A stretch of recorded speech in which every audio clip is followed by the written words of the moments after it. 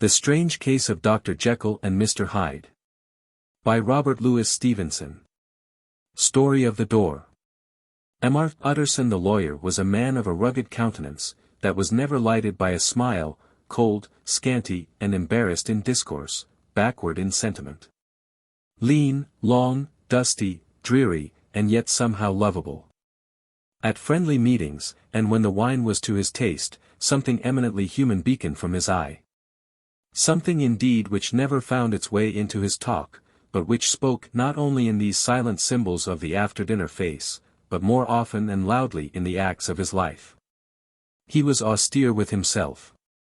Drank gin when he was alone, to mortify a taste for vintages, and though he enjoyed the theatre, had not crossed the doors of one for 20 years.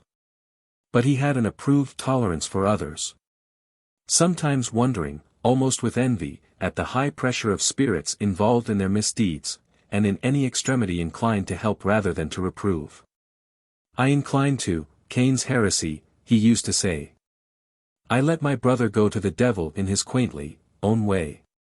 In this character, it was frequently his fortune to be the last reputable acquaintance and the last good influence in the lives of down-going men. And to such as these, so long as they came about his chambers, he never marked a shade of change in his demeanor. No doubt the feat was easy to Mr. Utterson. For he was undemonstrative at the best, and even his friendship seemed to be founded in a similar catholicity of good nature.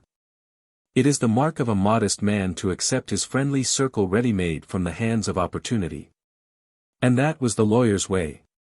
His friends were those of his own blood or those whom he had known the longest. His affections, like ivy, were the growth of time, they implied no aptness in the object. Hence, no doubt, the bond that united him to Mr. Richard Enfield, his distant kinsman, the well-known man about town.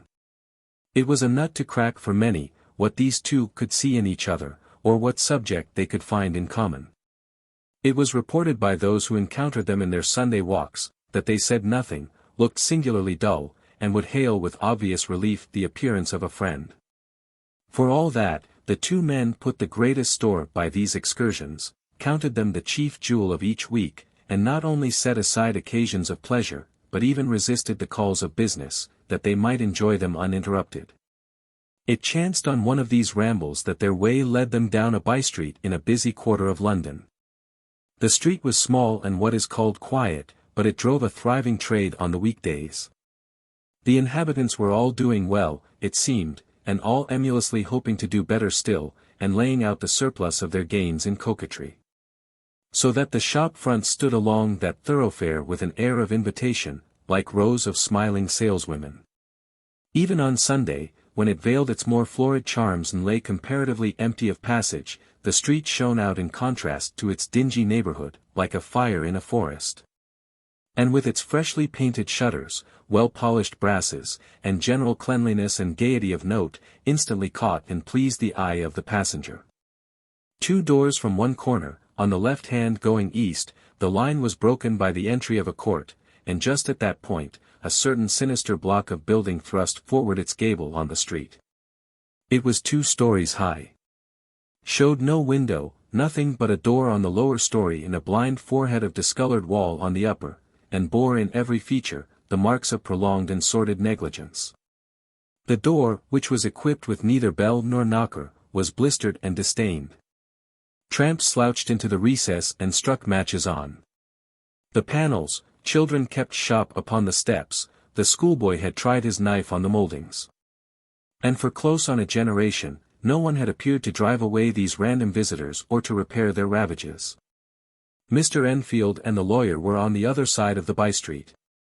But when they came abreast of the entry, the former lifted up his cane and pointed.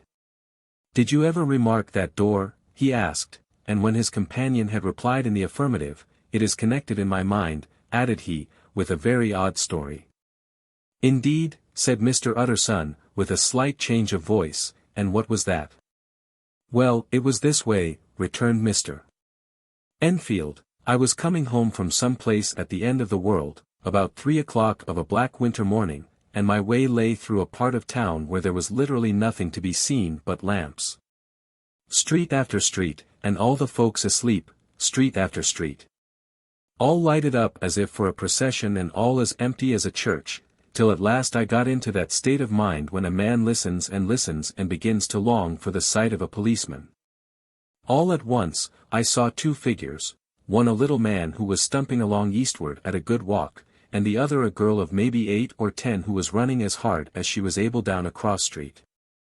Well, sir, the two ran into one another naturally enough at the corner, and then came the horrible part of the thing, for the man trampled calmly over the child's body and left her screaming on the ground. It sounds nothing to hear, but it was hellish to see. It wasn't like a man, it was like some damned juggernaut. I gave a view hello, took to my heels, collared my gentleman, and brought him back to where there was already quite a group about the screaming child. He was perfectly cool and made no resistance, but gave me one look, so ugly that it brought out the sweat on me like running. The people who had turned out were the girl's own family. And pretty soon, the doctor, for whom she had been sent, put in his appearance. Well, the child was not much the worse, more frightened, according to the sawbones, and there you might have supposed would be an end to it. But there was one curious circumstance. I had taken a loathing to my gentleman at first sight. So had the child's family, which was only natural. But the doctor's case was what struck me. He was the usual cut-and-dry apothecary, of no particular age and color, with a strong Edinburgh accent, and about as emotional as a bagpipe. Well, sir, he was like the rest of us. Every time he looked at my prisoner, I saw that Sawbones turn sick and white with the desire to kill him. I knew what was in his mind, just as he knew what was in mine, and killing being out of the question, we did the next best. We told the man we could. And would make such a scandal out of this, as should make his name stink from one end of London to the other. If he had any friends or any credit, we undertook that he should lose them. And all the time, as we were pitching it in red hot, we were keeping the women off him as best we could, for they were as wild as harpies. I never saw a circle of such hateful faces. And there was the man in the middle, with a kind of black, sneering coolness, frightened too, I could see that, but carrying it off, sir, really like Satan. If you choose to make capital out of this accident, said he, I am naturally helpless. No gentleman but wishes to avoid a scene, says he. Name your figure. Well, we screwed him up to £100 for the child's family, he would have clearly liked to stick out. But there was something about the lot of us that meant mischief, and at last he struck. The next thing was to get the money, and where do you think he carried us but to that place with the door? Whipped out a key, went in, and presently came back with the matter of £10 in gold and a cheque for the balance on Coutzes, drawn payable to bearer and signed with a name that I can't mention, though it's one of the points of my story. But it was a name at least very well known and often printed. The figure was stiff, but the signature was good for more than that, if it was only genuine.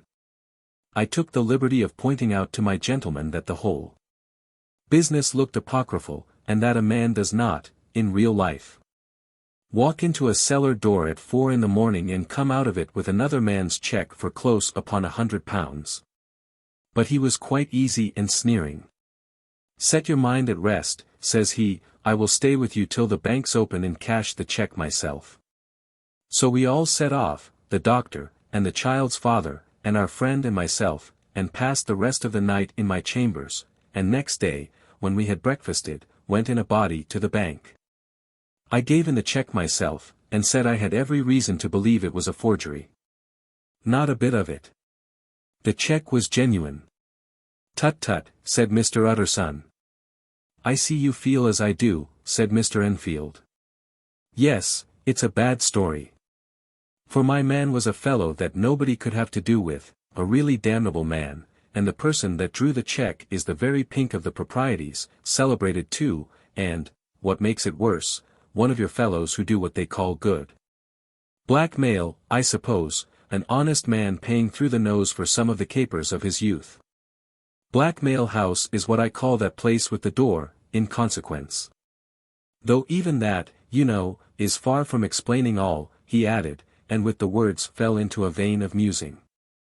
From this he was recalled by Mr. Utterson asking rather suddenly, "And you don't know if the drawer of the check lies there?" "A likely place, isn't it?" returned Mr. Enfield. "But I happen to have noticed his address. He lives in some square or other." "And you never asked about the place with the door," said Mr. Utterson. "No, sir, I had a delicacy," was the reply. "I feel very strongly about putting questions. It partakes too much of the style of the day of judgment. You start a question, and it's like starting a stone. You sit quietly on the top of a hill, and away the stone goes, starting others. And presently some bland old bird, the last you would have thought of, is knocked on the head in his own back garden and the family have to change their name. No, sir, I make it a rule of mine, the more it looks like Queer Street, the less I ask." "A very good rule, too," said the lawyer. "But I have studied the place for myself," continued Mr. Enfield. "It seems scarcely a house. There is no other door, and nobody goes in or out of that one but, once in a great while, the gentleman of my adventure. There are 3 windows looking on the court on the first floor, none below, the windows are always shut but they're clean. And then there is a chimney which is generally smoking, so somebody must live there. And yet it's not so sure, for the buildings are so packed together about that court, that it's hard to say where one ends and another begins." The pair walked on again for a while in silence, and then, "Enfield," said Mr. Utterson, "that's a good rule of yours." "Yes, I think it is," returned Enfield. "But for all that," continued the lawyer, "there's one point I want to ask. I want to ask the name of that man who walked over the child." "Well," said Mr. Enfield, "I can't see what harm it would do. It was a man of the name of Hyde."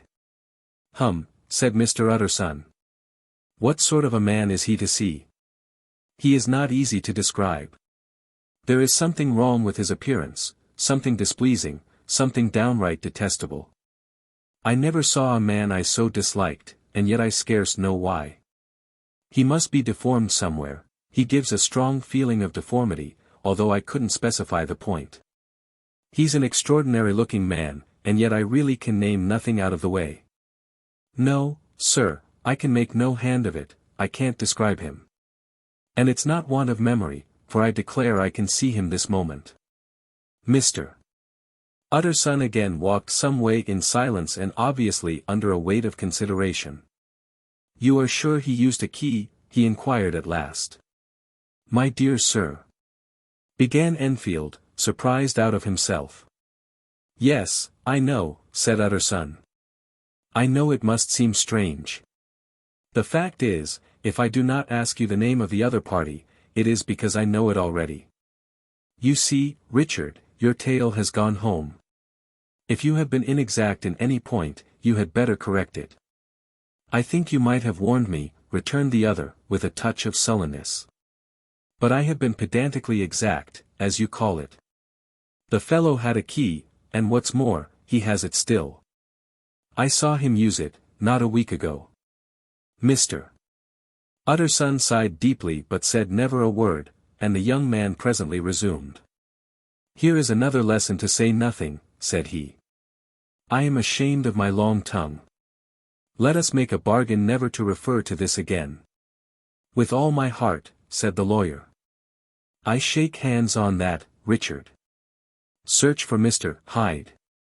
That evening Mr. Utterson came home to his bachelor house in somber spirits and sat down to dinner without relish. It was his custom of a Sunday, when this meal was over, to sit close by the fire, a volume of some dry divinity on his reading desk, until the clock of the neighboring church rang out the hour of 12. When he would go soberly and gratefully to bed. On this night, however, as soon as the cloth was taken away, he took up a candle and went into his business room. There he opened his safe, took from the most private part of it a document endorsed on the envelope as Dr. Jekyll's will, and sat down with a clouded brow to study its contents. The will was holograph, for Mr. Utterson, though he took charge of it now that it was made, had refused to lend the least assistance in the making of it. It provided not only that, in case of the decease of Henry Jekyll, M.D., D.C.L., Doctor of Laws, F.R.S., etc., all his possessions were to pass into the hands of his friend and benefactor Edward Hyde, but that in case of Dr.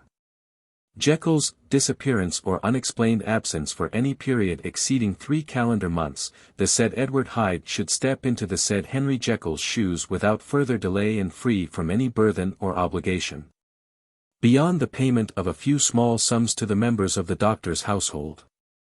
This document had long been the lawyer's eyesore. It offended him both as a lawyer and as a lover of the sane and customary sides of life, to whom the fanciful was the immodest. And hitherto it was his ignorance of Mr. Hyde that had swelled his indignation. Now, by a sudden turn, it was his knowledge. It was already bad enough when the name was but a name of which he could learn no more. It was worse when it began to be clothed upon with detestable attributes. And out of the shifting, insubstantial mists that had so long baffled his eye, there leaped up the sudden, definite presentment of a fiend. "I thought it was madness," he said, as he replaced the obnoxious paper in the safe, "and now I begin to fear it is disgrace." With that he blew out his candle, put on a great coat, and set forth in the direction of Cavendish Square, that citadel of medicine, where his friend, the great Dr. Lanyon, had his house and received his crowding patients. If any one knows, it will be Lanyon, he had thought. The solemn butler knew and welcomed him. He was subjected to no stage of delay, but ushered direct from the door to the dining room where Dr. Lanyon sat alone over his wine. This was a hearty, healthy, dapper, red-faced gentleman, with a shock of hair prematurely white, and a boisterous and decided manner. At sight of Mr. Utterson, he sprang up from his chair and welcomed him with both hands. The geniality, as was the way of the man, was somewhat theatrical to the eye, but it reposed on genuine feeling. For these two were old friends, old mates both at school and college, both thorough respecters of themselves and of each other, and, what does not always follow, men who thoroughly enjoyed each other's company. After a little rambling talk, the lawyer led up to the subject which so disagreeably preoccupied his mind. "I suppose, Lanyon," said he, "you and I must be the two oldest friends that Henry Jekyll has?" "I wish the friends were younger," chuckled Dr. Lanyon. "But I suppose we are." "And what of that? I see little of him now." "Indeed," said Utterson. "I thought you had a bond of common interest." "We had," was the reply. "But it is more than 10 years since Henry Jekyll became too fanciful for me. He began to go wrong in mind. And though of course I continue to take an interest in him for old sake's sake, as they say, I see and I have seen devilish little of the man." "Such unscientific balderdash," added the doctor, flushing suddenly purple, "would have estranged Damon and Pythias." This little spirit of temper was somewhat of a relief to Mr. Utterson. They have only differed on some point of science, he thought, and being a man of no scientific passions, except in the matter of conveyancing, he even added, "it is nothing worse than that." He gave his friend a few seconds to recover his composure, and then approached the question he had come to put. "Did you ever come across a protégé of his, one Hyde?" he asked. "Hyde," repeated Lanyon. "No. Never heard of him. Since my time." That was the amount of information that the lawyer carried back with him to the great, dark bed on which he tossed to and fro, until the small hours of the morning began to grow large. It was a night of little ease to his toiling mind, toiling in mere darkness and besieged by questions. 6:00 struck on the bells of the church that was so conveniently near to Mr. Utterson's dwelling, and still he was digging at the problem. Hitherto it had touched him on the intellectual side alone, but now his imagination also was engaged, or rather enslaved, and as he lay and tossed in the gross darkness of the night in the curtained room, Mr. Enfield's tale went by before his mind in a scroll of lighted pictures. He would be aware of the great field of lamps of a nocturnal city, then of the figure of a man walking swiftly, then of a child running from the doctors. And then these met, and that human juggernaut trod the child down and passed on regardless of her screams. Or else he would see a room in a rich house, where his friend lay asleep, dreaming and smiling at his dreams. And then the door of that room would be opened, the curtains of the bed plucked apart, the sleeper recalled, and lo! There would stand by his side a figure to whom power was given, and even at that dead hour, he must rise and do its bidding. The figure in these two phases haunted the lawyer all night. And if at any time he dozed over, it was but to see it glide more stealthily through sleeping houses, or move the more swiftly and still the more swiftly, even to dizziness, through wider labyrinths of lamplight city. And at every street corner crush a child and leave her screaming. And still the figure had no face by which he might know it, even in his dreams, it had no face, or one that baffled him and melted before his eyes. And thus it was that there sprang up and grew apace in the lawyer's mind a singularly strong, almost an inordinate, curiosity to behold the features of the real Mr. Hyde. If he could but once set eyes on him, he thought the mystery would lighten and perhaps roll altogether away, as was the habit of mysterious things when well examined. He might see a reason for his friend's strange preference or bondage, call it which you please, and even for the startling clause of the will. At least it would be a face worth seeing, the face of a man who was without bowels of mercy, a face which had but to show itself to raise up, in the mind of the unimpressionable Enfield, a spirit of enduring hatred. From that time forward, Mr. Utterson began to haunt the door in the by-street of shops.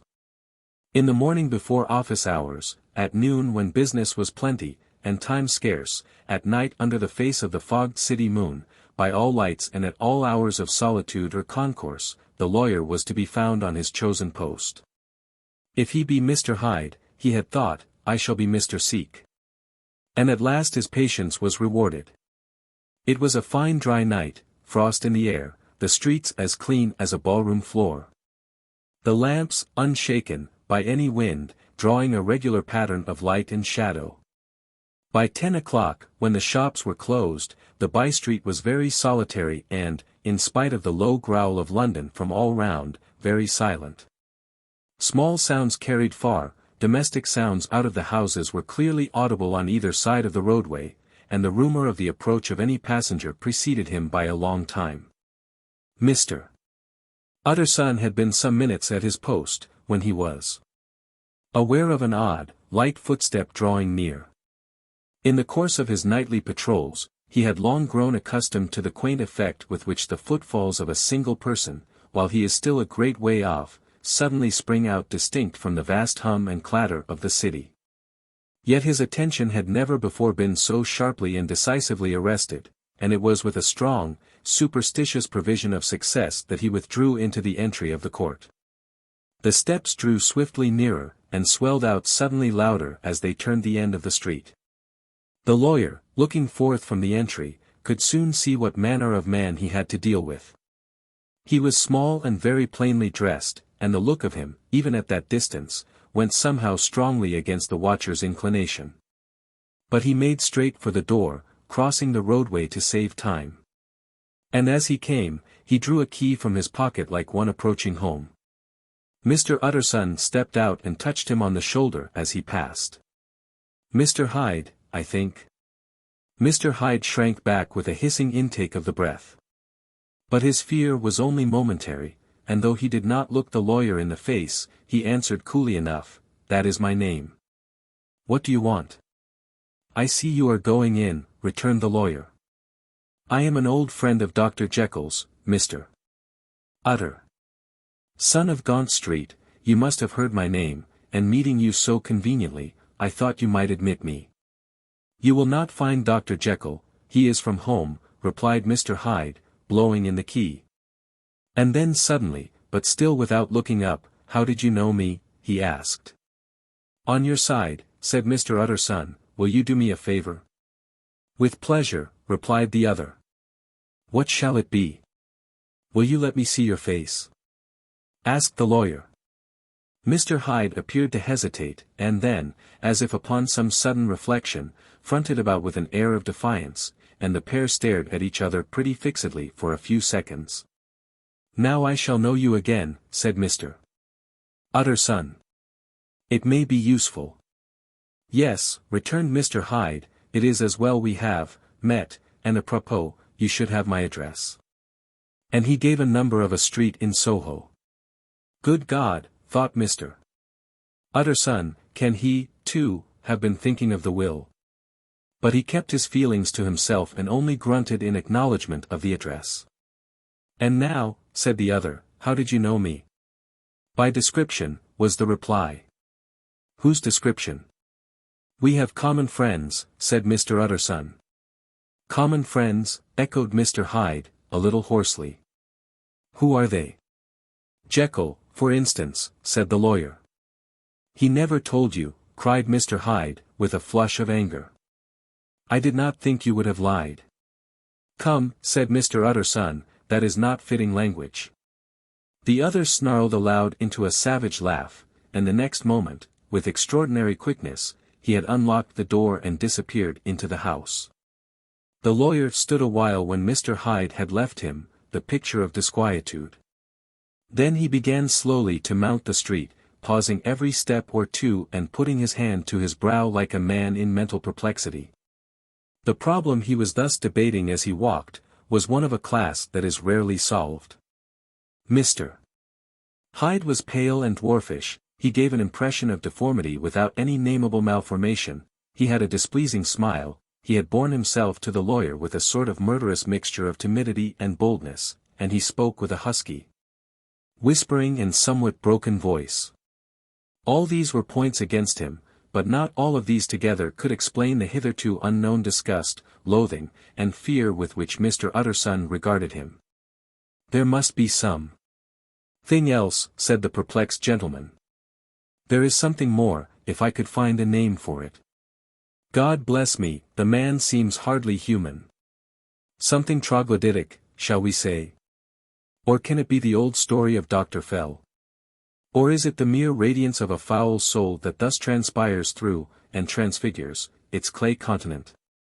The last, I think, for, oh my poor old Harry Jekyll, if ever I read Satan's signature upon a face, it is on that of your new friend. Round the corner from the by-street, there was a square of ancient, handsome houses, now for the most part decayed from their high estate and let in flats and chambers to all sorts and conditions of men, map engravers, architects, shady lawyers, and the agents of obscure enterprises. One house, however, second from the corner, was still occupied entire, and at the door of this, which wore a great air of wealth and comfort, though it was now plunged in darkness except for the fanlight, Mr. Utterson stopped and knocked. A well-dressed, elderly servant opened the door. Is Dr. Jekyll at home, Poole? Asked the lawyer. I will see, Mr. Utterson, said Poole, admitting the visitor, as he spoke, into a large, low-roofed, comfortable hall, paved with flags, warmed, after the fashion of a country house, by a bright, open fire, and furnished with costly cabinets of oak. Will you wait here by the fire, sir? Or shall I give you a light in the dining room? Here, thank you, said the lawyer, and he drew near and leaned on the tall fender. This hall, in which he was now left alone, was a pet fancy of his friend the doctor's, and Utterson himself was wont to speak of it as the pleasantest room in London. But tonight there was a shudder in his blood. The face of Hyde sat heavy on his memory, he felt, what was rare with him, a nausea and distaste of life. And in the gloom of his spirits, he seemed to read a menace in the flickering of the firelight on the polished cabinets and the uneasy starting of the shadow on the roof. He was ashamed of his relief, when Poole presently returned to announce that Dr. Jekyll was gone out. I saw Mr. Hyde go in by the old dissecting-room door, Poole, he said. Is that right, when Dr. Jekyll is from home? Quite right, Mr. Utterson, sir, replied the servant. Mr. Hyde has a key. Your master seems to repose a great deal of trust in that young man, Poole, resumed the other musingly. Yes, sir, he do indeed, said Poole. We have all orders to obey him. I do not think I ever met Mr. Hyde, asked Utterson. Oh, dear no, sir. He never dines here, replied the butler. Indeed we see very little of him on this side of the house, he mostly comes and goes by the laboratory. Well, good night, Poole. Good night, Mr. Utterson. And the lawyer set out homeward with a very heavy heart. Poor Harry Jekyll, he thought, my mind misgives me he is in deep waters. He was wild when he was young, a long while ago to be sure. But in the law of God, there is no statute of limitations. It must be that, the ghost of some old sin, the cancer of some concealed disgrace, punishment coming, pedi claudo, years after memory has forgotten and self-love condoned the fault. And the lawyer, scared by the thought, brooded a while on his own past, groping in all the corners of memory, lest by chance some jack-in-the-box of an old iniquity should leap to light there. His past was fairly blameless. Few men could read the rolls of their life with less apprehension, yet he was humbled to the dust by the many ill things he had done, and raised up again into a sober and fearful gratitude by the many that he had come so near to doing, yet avoided. And then, by a return on his former subject, he conceived a spark of hope. This Master Hyde, if he were studied, thought he, must have secrets of his own, black secrets, by the look of him. Secrets compared to which poor Jekyll's worst would be like sunshine. Things cannot continue as they are. It turns me cold to think of this creature stealing like a thief to Harry's bedside. Poor Harry, what awakening! And the danger of it. For if this Hyde suspects the existence of the will, he may grow impatient to inherit. I must put my shoulder to the wheel if Jekyll will but let me, he added, if Jekyll will only let me. For once more he saw before his mind's eye, as clear as a transparency, the strange clauses of the will. Dr. Jekyll was quite at ease. A fortnight later, by excellent good fortune, the doctor gave one of his pleasant dinners to some 5 or 6 old cronies, all intelligent, reputable men and all judges of good wine, and Mr. Utterson so contrived that he remained behind after the others had departed. This was no new arrangement, but a thing that had befallen many scores of times. Where Utterson was liked, he was liked well. Hosts loved to detain the dry lawyer, when the light-hearted and the loose-tongued had already their foot on the threshold. They liked to sit a while in his unobtrusive company, practicing for solitude, sobering their minds in the man's rich silence after the expense and strain of gaiety. To this rule, Dr. Jekyll was no exception. And as he now sat on the opposite side of the fire, a large, well-made, smooth-faced man of 50, with something of a slyish cast perhaps, but every mark of capacity and kindness, you could see by his looks that he cherished for Mr. Utterson a sincere and warm affection. I have been wanting to speak to you, Jekyll, began the latter. You know that will of yours? A close observer might have gathered that the topic was distasteful, but the doctor carried it off gaily.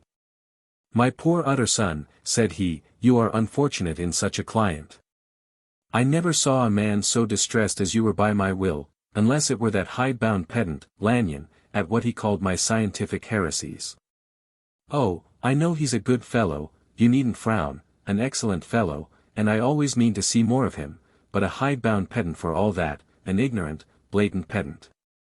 I was never more disappointed in any man than Lanyon. You know I never approved of it, pursued Utterson, ruthlessly disregarding the fresh topic. My will? Yes, certainly, I know that, said the doctor, a trifle sharply. You have told me so. Well, I tell you so again, continued the lawyer. I have been learning something of young Hyde. The large handsome face of Dr. Jekyll grew pale to the very lips, and there came a blackness about his eyes. I do not care to hear more, said he. This is a matter I thought we had agreed to drop. What I heard was abominable, said Utterson. It can make no change. You do not understand my position, returned the doctor, with a certain incoherency of manner. I am painfully situated, Utterson. My position is a very strange one. It is one of those affairs that cannot be mended by talking. Jekyll, said Utterson, you know me, I am a man to be trusted. Make a clean breast of this in confidence. And I make no doubt I can get you out of it. My good Utterson, said the doctor, this is very good of you, this is downright good of you, and I cannot find words to thank you in. I believe you fully. I would trust you before any man alive, before myself, if I could make the choice, but indeed it isn't what you fancy, it is not so bad as that. And just to put your good heart at rest, I will tell you one thing, the moment I choose, I can be rid of Mr. Hyde. I give you my hand upon that, and I thank you again and again. And I will just add one little word, Utterson, that I'm sure you'll take in good part. This is a private matter, and I beg of you to let it sleep. Utterson reflected a little, looking in the fire. I have no doubt you are perfectly right, he said at last, getting to his feet. Well, but since we have touched upon this business, and for the last time I hope, continued the doctor, there is one point I should like you to understand. I have really a very great interest in poor Hyde. I know you have seen him, he told me so, and I fear he was rude.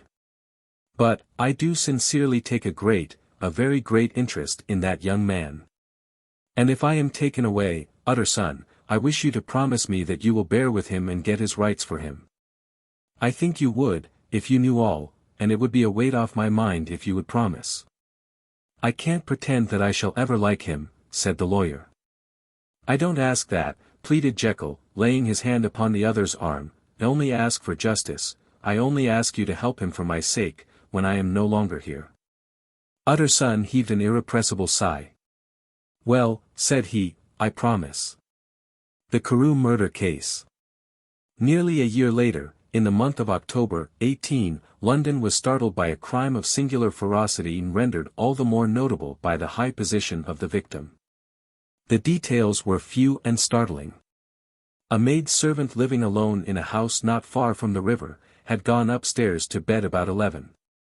Although a fog rolled over the city in the small hours, the early part of the night was cloudless, and the lane, which the maid's window overlooked, was brilliantly lit by the full moon. It seemed she was romantically given, for she sat down upon her box, which stood immediately under the window, and fell into a dream of musing.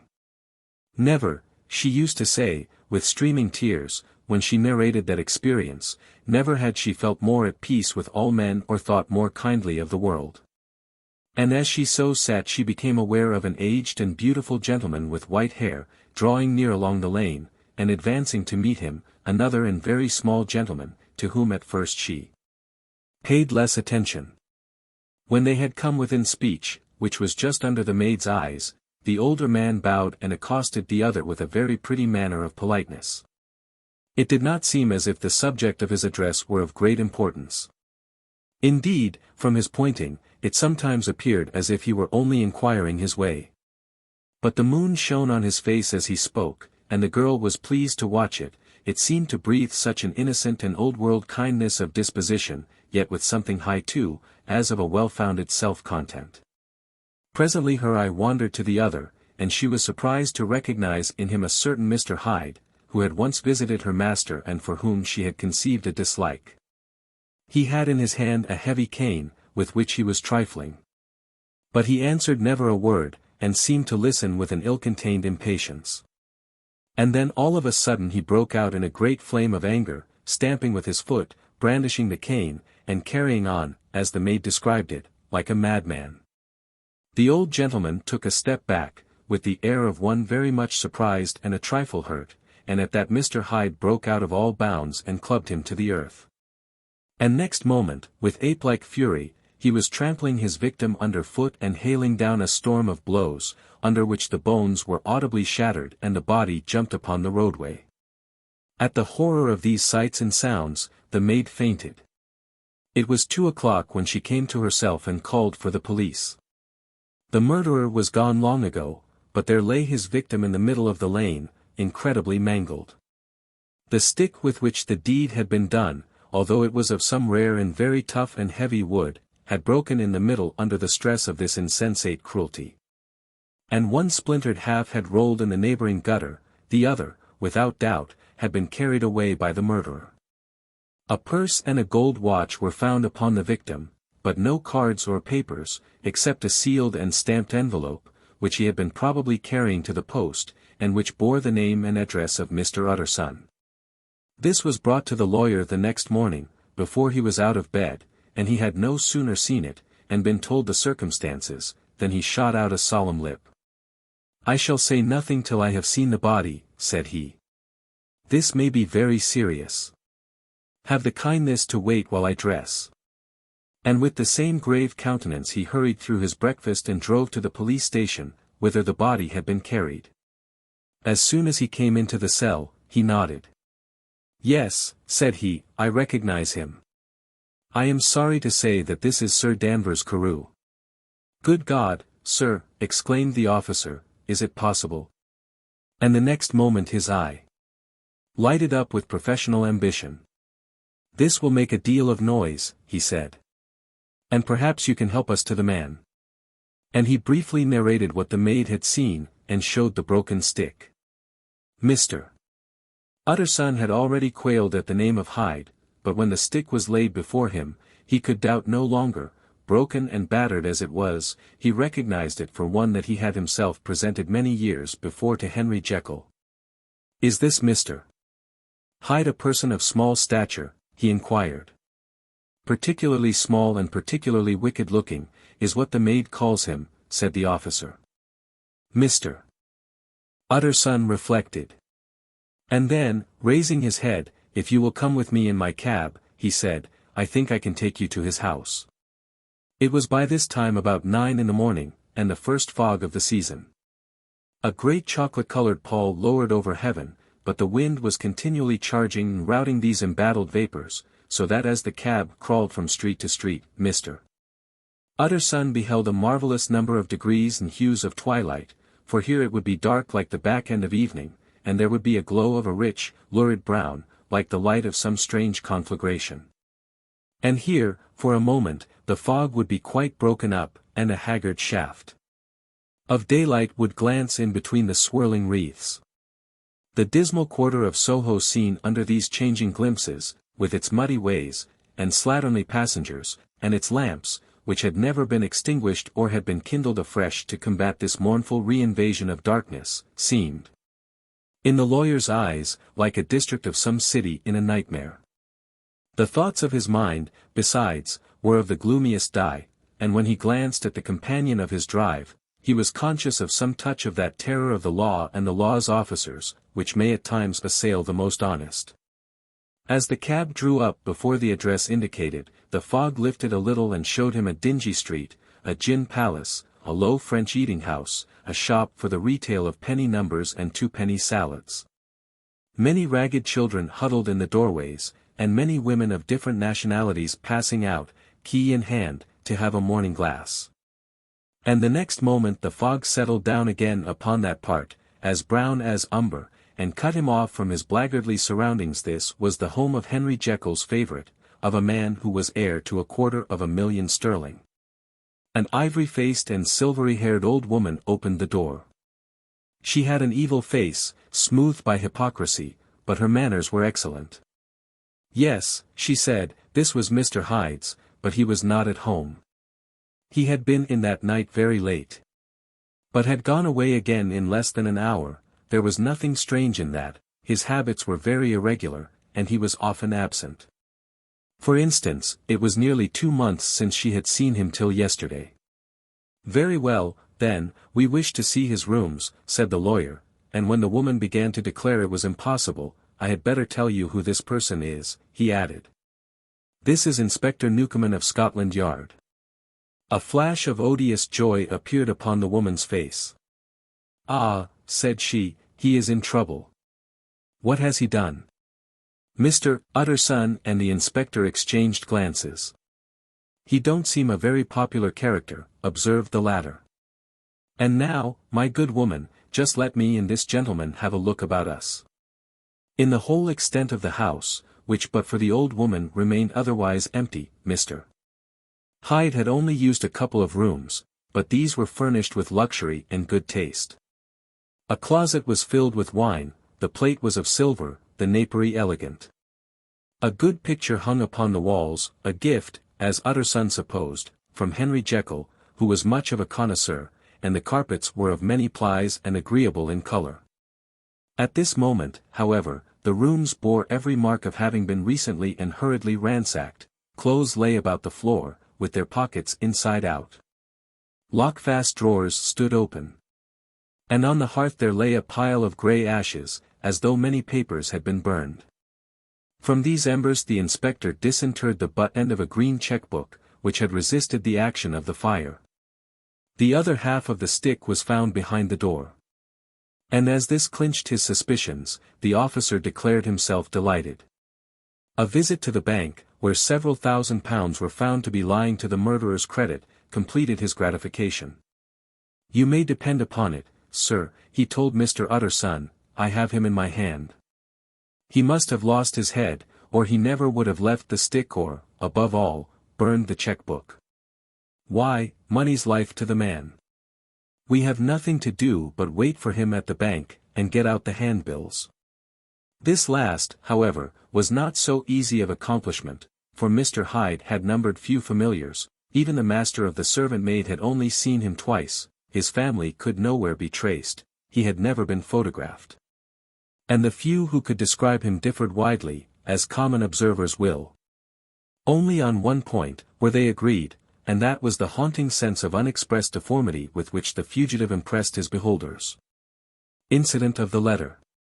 It was late in the afternoon, when Mr. Utterson found his way to Dr.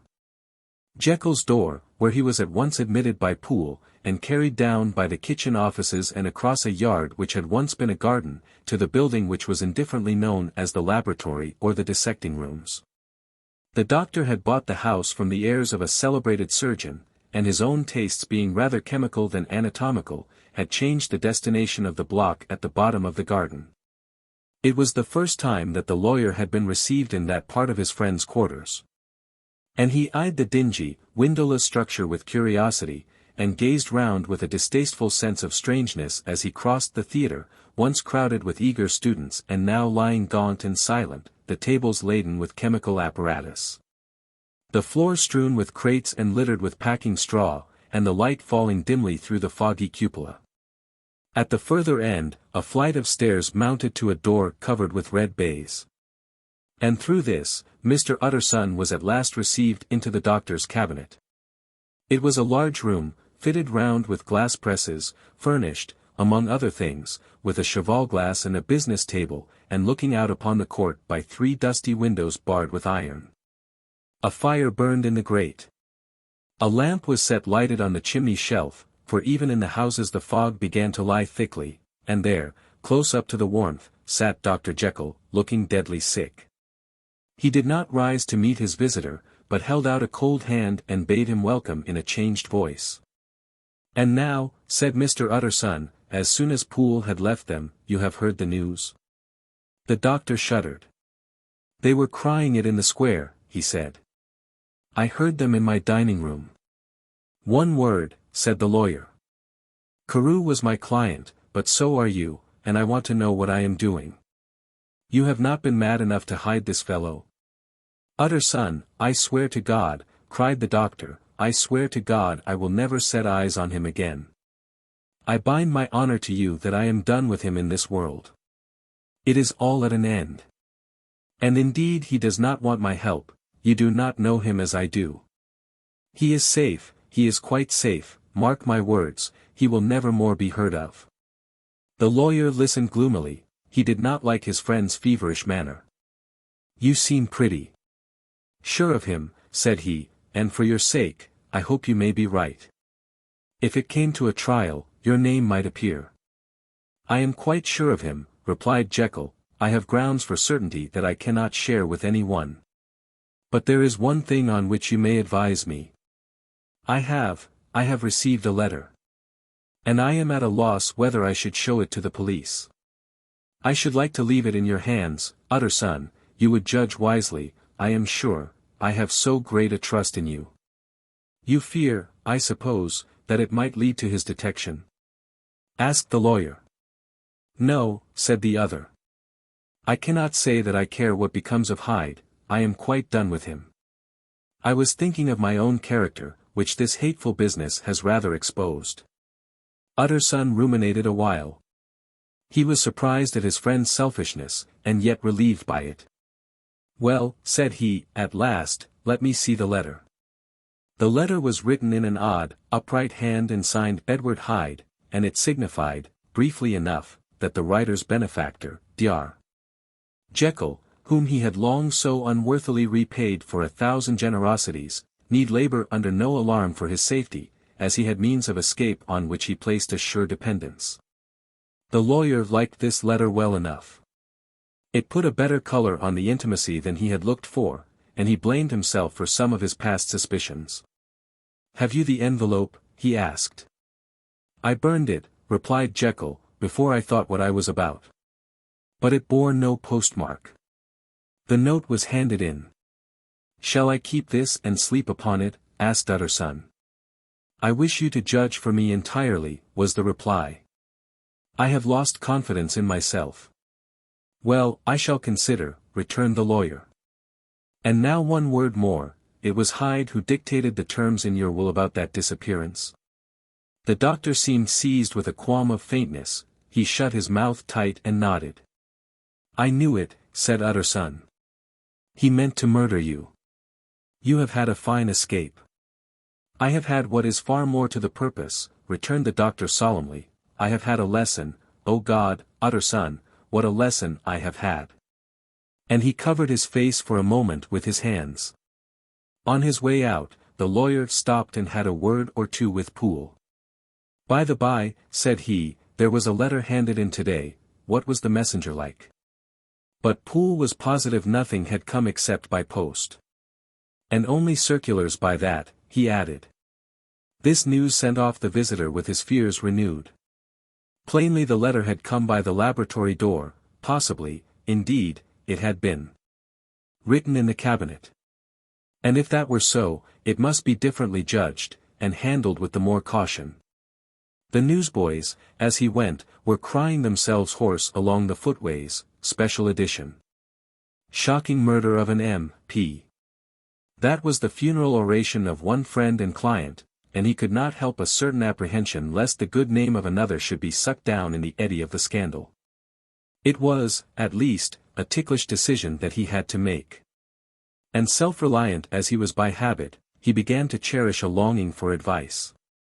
It was not to be had directly, but perhaps, he thought, it might be fished for. Presently after, he sat on one side of his own hearth, with Mr.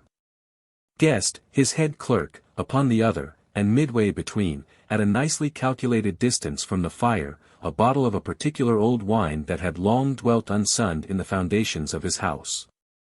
The fog still slept on the wing above the drowned city, where the lamps glimmered like carbuncles. And through the muffle and smother of these fallen clouds, the procession of the town's life was still rolling in through the great arteries with a sound as of a mighty wind. But the room was gay with firelight. In the bottle the acids were long ago resolved, the imperial dye had softened with time, as the color grows richer in stained windows. And the glow of hot autumn afternoons on hillside vineyards was ready to be set free, and to disperse the fogs of London. Insensibly the lawyer melted. There was no man from whom he kept fewer secrets than Mr. Guest. And he was not always sure that he kept as many as he meant. Guest had often been on business to the doctors, he knew Poole, he could scarce have failed to hear of Mr. Hyde's familiarity about the house. He might draw conclusions, was it not as well, then, that he should see a letter which put that mystery to rights? And above all, since Guest, being a great student and critic of handwriting, would consider the step natural and obliging? The clerk, besides, was a man of counsel, he would scarce read so strange a document without dropping a remark, and by that remark Mr. Utterson might shape his future course. "This is a sad business about Sir Danvers," he said. "Yes, sir, indeed. It has elicited a great deal of public feeling," returned Guest. "The man, of course, was mad." "I should like to hear your views on that," replied Utterson. "I have a document here in his handwriting. It is between ourselves, for I scarce know what to do about it, it is an ugly business at the best. But there it is, quite in your way, a murderer's autograph." Guest's eyes brightened, and he sat down at once and studied it with passion. "No, sir," he said, "not mad, but it is an odd hand. And by all accounts a very odd writer, added the lawyer. Just then the servant entered with a note. Is that from Dr. Jekyll, sir? Inquired the clerk. I thought I knew the writing. Anything private, Mr. Utterson? Only an invitation to dinner. Why? Do you want to see it? One moment. I thank you, sir, and the clerk laid the 2 sheets of paper alongside and sedulously compared their contents. Thank you, sir, he said at last, returning both. It's a very interesting autograph. There was a pause, during which Mr. Utterson struggled with himself. Why did you compare them, guest? He inquired suddenly. Well, sir, returned the clerk, there's a rather singular resemblance. The 2 hands are in many points identical, only differently sloped. Rather quaint, said Utterson. It is, as you say, rather quaint, returned guest. I wouldn't speak of this note, you know, said the master. No, sir, said the clerk. I understand. But no sooner was Mr. Utterson alone that night than he locked the note into his safe, where it reposed from that time forward. What? He thought. Henry Jekyll forged for a murderer. And his blood ran cold in his veins. Remarkable incident of Dr. Lanyon. Time ran on, thousands of pounds were offered in reward, for the death of Sir Danvers was resented as a public injury, but Mr. Hyde had disappeared out of the ken of the police as though he had never existed. Much of his past was unearthed, indeed, and all disreputable tales came out of the man's cruelty, at once so callous and violent. Of his vile life, of his strange associates, of the hatred that seemed to have surrounded his career, but of his present whereabouts, not a whisper. From the time he had left the house in Soho on the morning of the murder, he was simply blotted out. And gradually, as time drew on, Mr. Utterson began to recover from the hotness of his alarm, and to grow more at quiet with himself. The death of Sir Danvers was, to his way of thinking, more than paid for by the disappearance of Mr. Hyde. Now that that evil influence had been withdrawn, a new life began for Dr. Jekyll. He came out of his seclusion, renewed relations with his friends, became once more their familiar guest and entertainer. And whilst he had always been known for charities, he was now no less distinguished for religion. He was busy, he was much in the open air, he did good, his face seemed to open and brighten, as if with an inward consciousness of service. And for more than 2 months, the doctor was at peace. On the 8th of January Utterson had dined at the doctor's with a small party, Lanyon had been there. And the face of the host had looked from one to the other as in the old days when the trio were inseparable friends.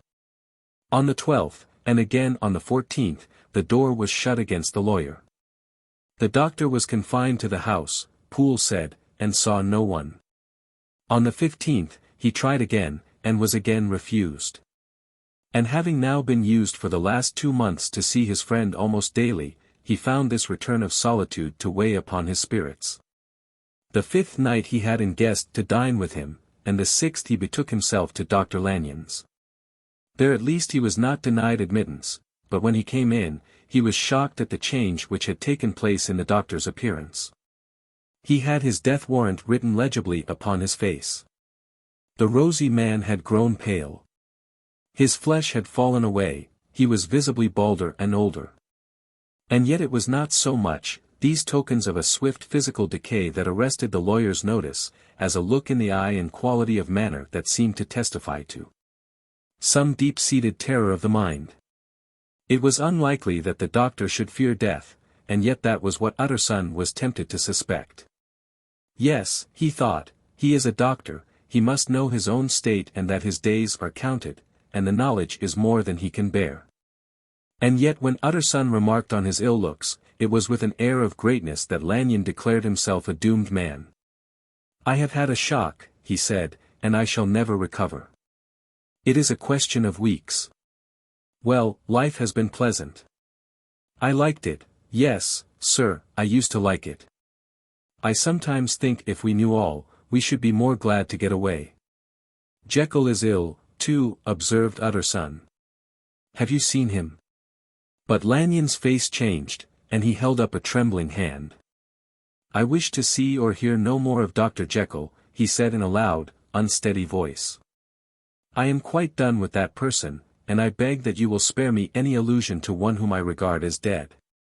"Tut tut," said Mr. Utterson. And then after a considerable pause, "Can't I do anything?" he inquired. "We are three very old friends, Lanyon, we shall not live to make others." "Nothing can be done," returned Lanyon, "ask himself." "He will not see me," said the lawyer. "I am not surprised at that," was the reply. "Some day, Utterson, after I am dead, you may perhaps come to learn the right and wrong of this. I cannot tell you. And in the meantime, if you can sit and talk with me of other things, for God's sake, stay and do so, but if you cannot keep clear of this accursed topic, then, in God's name, go, for I cannot bear it." As soon as he got home, Utterson sat down and wrote to Jekyll, complaining of his exclusion from the house, and asking the cause of this unhappy break with Lanyon. And the next day brought him a long answer, often very pathetically worded, and sometimes darkly mysterious in drift. The quarrel with Lanyon was incurable. "I do not blame our old friend," Jekyll wrote, "but I share his view that we must never meet. I mean from henceforth to lead a life of extreme seclusion. You must not be surprised, nor must you doubt my friendship, if my door is often shut even to you. You must suffer me to go my own dark way. I have brought on myself a punishment and a danger that I cannot name. If I am the chief of sinners, I am the chief of sufferers also. I could not think that this earth contained a place for sufferings and terrors so unmanning. And you can do but one thing, Utterson, to lighten this destiny, and that is to respect my silence." Utterson was amazed. The dark influence of Hyde had been withdrawn, the doctor had returned to his old tasks and amities. A week ago, the prospect had smiled with every promise of a cheerful and an honored age. And now in a moment, friendship, and peace of mind, and the whole tenor of his life were wrecked. So great and unprepared a change pointed to madness. But in view of Lanyon's manner and words, there must lie for it some deeper ground. A week afterwards Dr. Lanyon took to his bed, and in something less than a fortnight he was dead.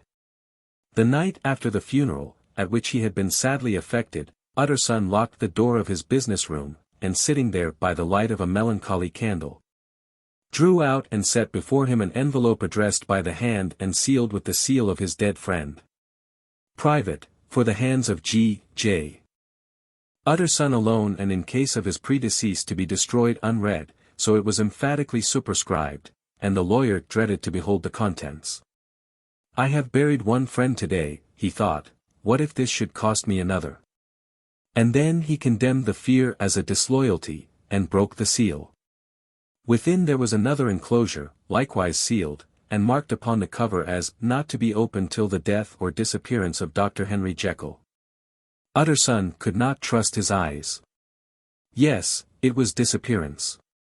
Here again, as in the mad will which he had long ago restored to its author, here again were the idea of a disappearance and the name of Henry Jekyll bracketed. But in the will, that idea had sprung from the sinister suggestion of the man Hyde. It was set there with a purpose all too plain and horrible. Written by the hand of Lanyon, what should it mean? A great curiosity came on the trustee, to disregard the prohibition and dive at once to the bottom of these mysteries. But professional honor and faith to his dead friend were stringent obligations, and the packet slept in the inmost corner of his private safe. It is one thing to mortify curiosity, another to conquer it. And it may be doubted if, from that day forth, Utterson desired the society of his surviving friend with the same eagerness. He thought of him kindly, but his thoughts were disquieted and fearful. He went to call indeed. But he was perhaps relieved to be denied admittance.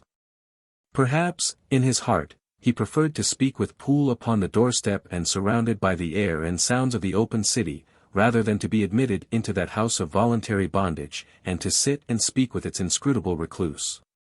Poole had, indeed, no very pleasant news to communicate.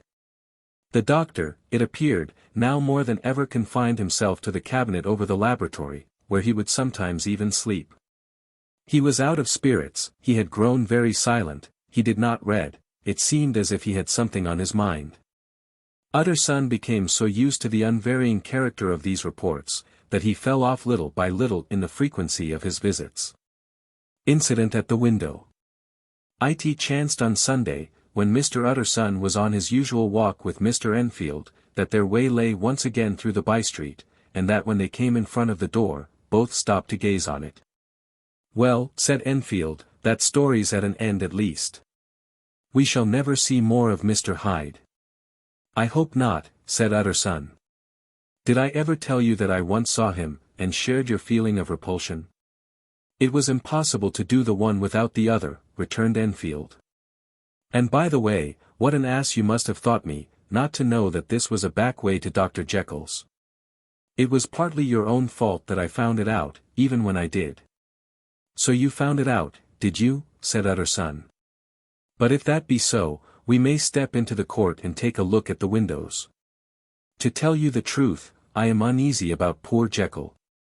And even outside, I feel as if the presence of a friend might do him good." The court was very cool and a little damp, and full of premature twilight, although the sky, high up overhead, was still bright with sunset.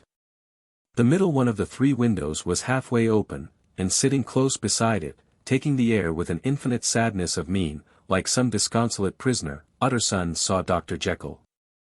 "What? Jekyll," he cried. "I trust you are better." "I am very low, Utterson," replied the doctor, drearily, "very low.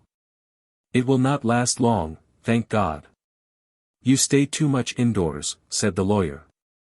"You should be out, whipping up the circulation like Mr. Enfield and me. This is my cousin, Mr. Enfield, Dr. Jekyll.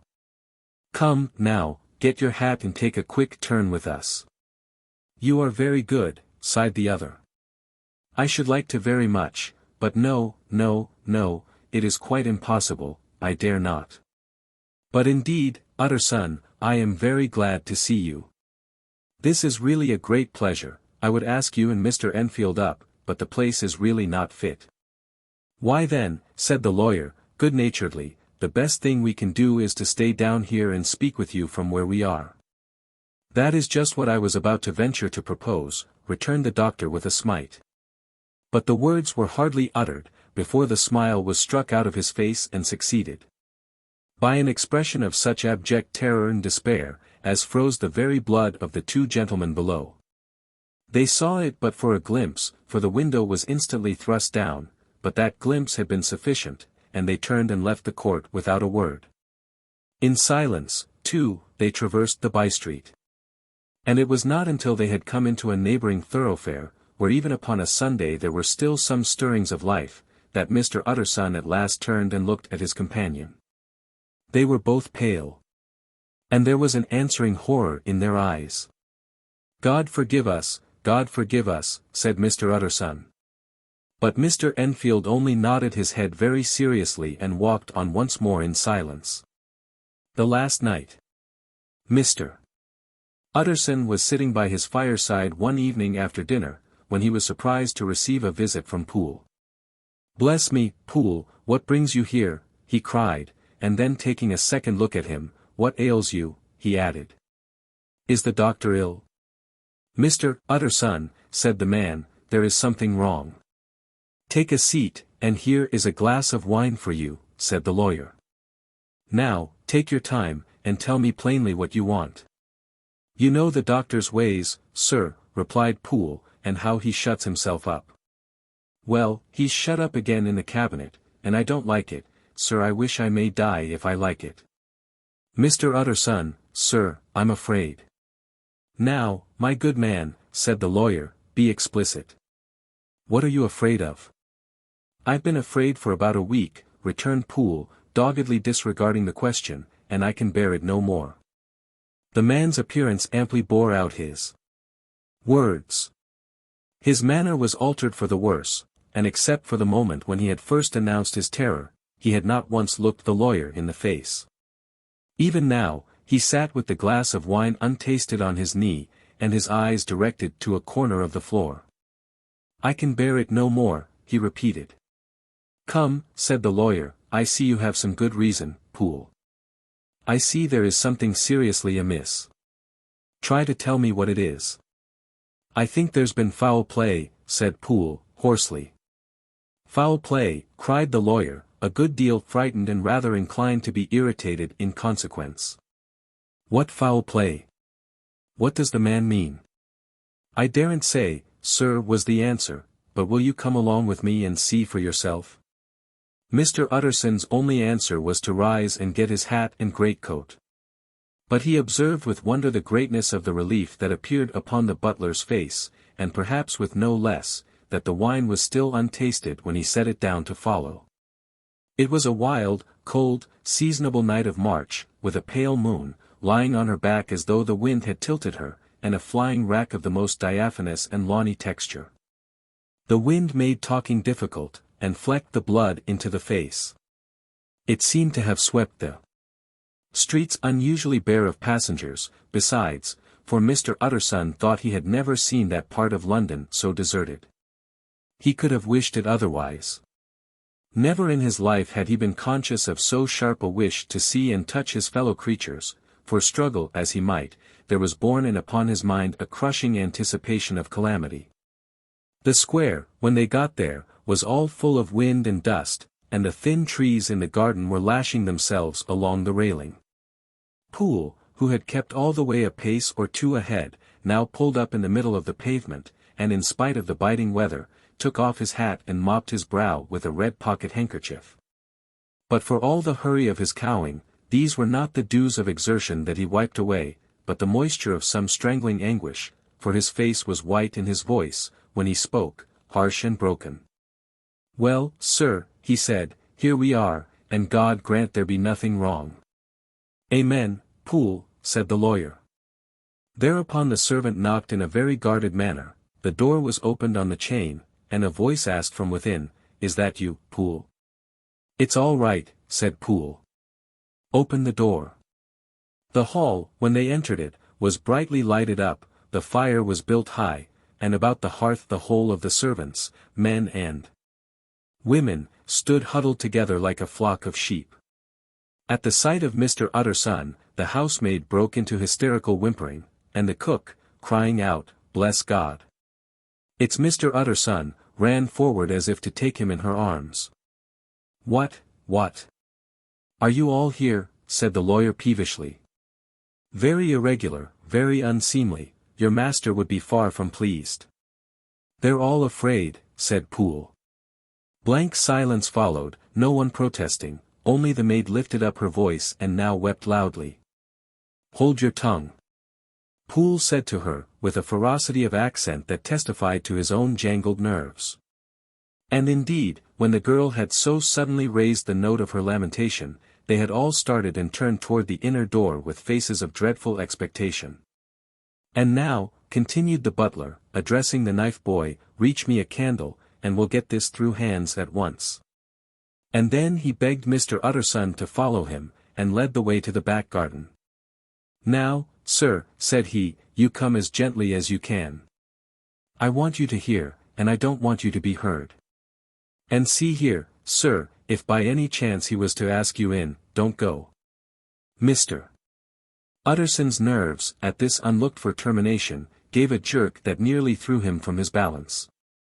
But he recollected his courage, and followed the butler into the laboratory building and through the surgical theatre, with its lumber of crates and bottles, to the foot of the stair.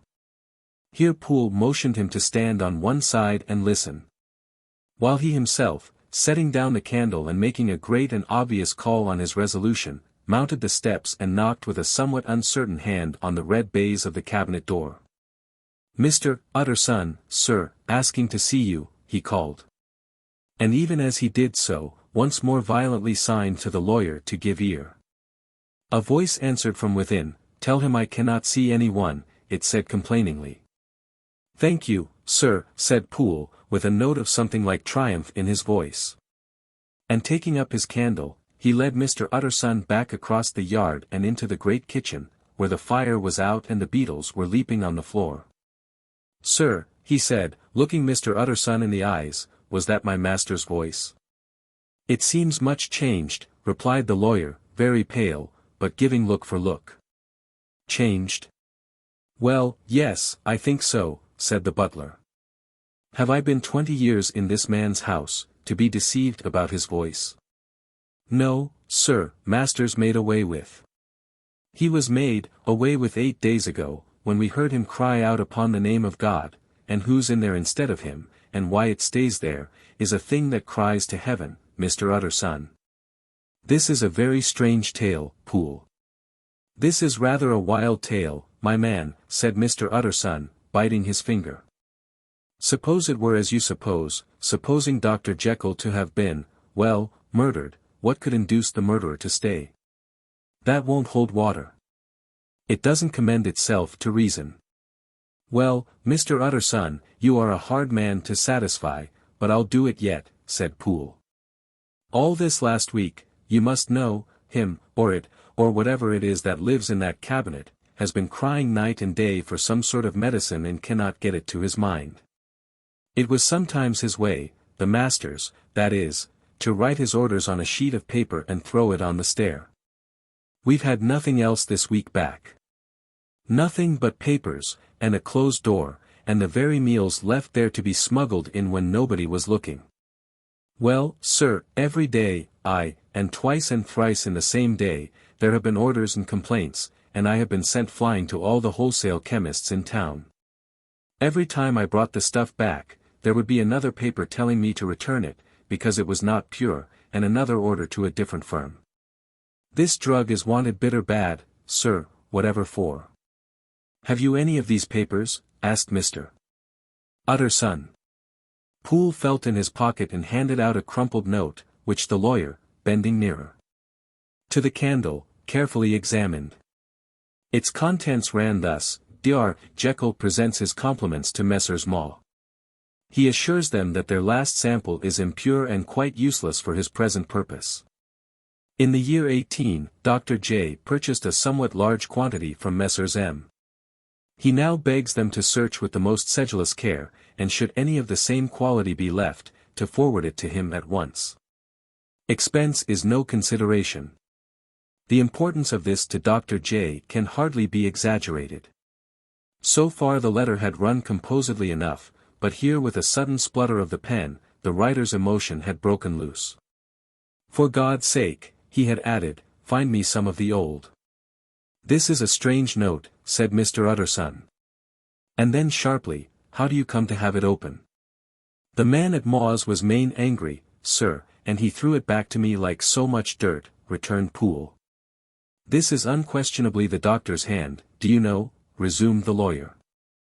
I thought it looked like it, said the servant rather sulkily, and then, with another voice, but what matters hand of right? He said. I've seen him. Seen him, repeated Mr. Utterson. Well. That's it, said Poole. It was this way.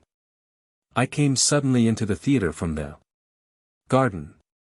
It seems he had slipped out to look for this drug or whatever it is, for the cabinet door was open, and there he was at the far end of the room digging among the crates. He looked up when I came in, gave a kind of cry, and whipped upstairs into the cabinet. It was but for 1 minute that I saw him, but the hair stood upon my head like quills. Sir, if that was my master, why had he a mask upon his face? If it was my master, why did he cry out like a rat, and run from me? I have served him long enough. And then. The man paused and passed his hand over his face. These are all very strange circumstances, said Mr. Utterson, but I think I begin to see daylight. Your master, Poole, is plainly seized with one of those maladies that both torture and deform the sufferer, hence, for aught I know, the alteration of his voice. Hence the mask and the avoidance of his friends, hence his eagerness to find this drug, by means of which the poor soul retains some hope of ultimate recovery. God grant that he be not deceived. There is my explanation. It is sad enough, Poole, aye, and appalling to consider, but it is plain and natural, hangs well together, and delivers us from all exorbitant alarms. Sir, said the butler, turning to a sort of mottled pallor, that thing was not my master, and there's the truth. My master," here he looked round him and began to whisper, "is a tall, fine build of a man, and this was more of a dwarf." Utterson attempted to protest. "Oh, sir," cried Poole, "do you think I do not know my master after 20 years? Do you think I do not know where his head comes to in the cabinet door, where I saw him every morning of my life? No, sir, that thing in the mask was never Dr. Jekyll, God knows what it was, but it was never Dr. Jekyll, and it is the belief of my heart that there was murder done."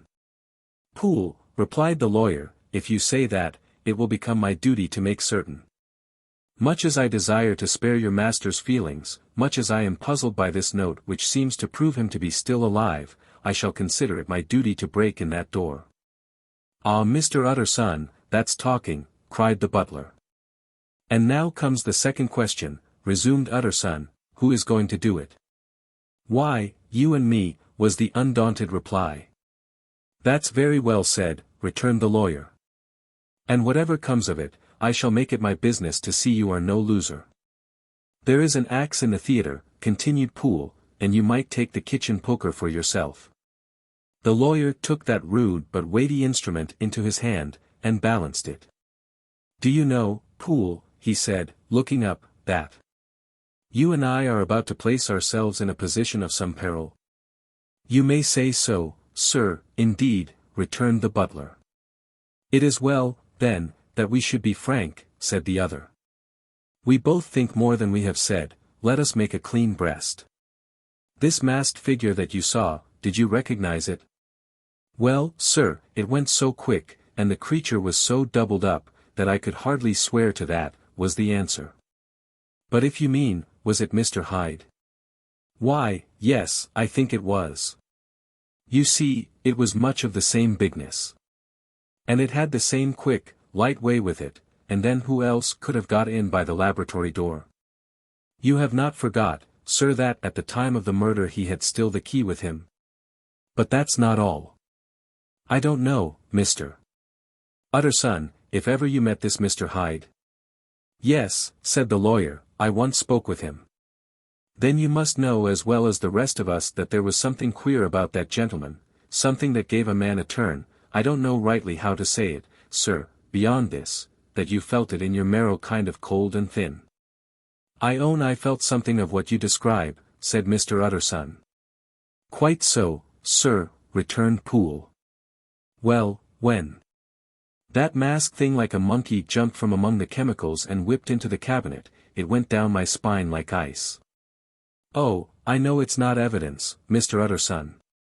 I'm book-learned enough for that, but a man has his feelings, and I give you my Bible word it was Mr. Hyde." I, said the lawyer. "My fears incline to the same point.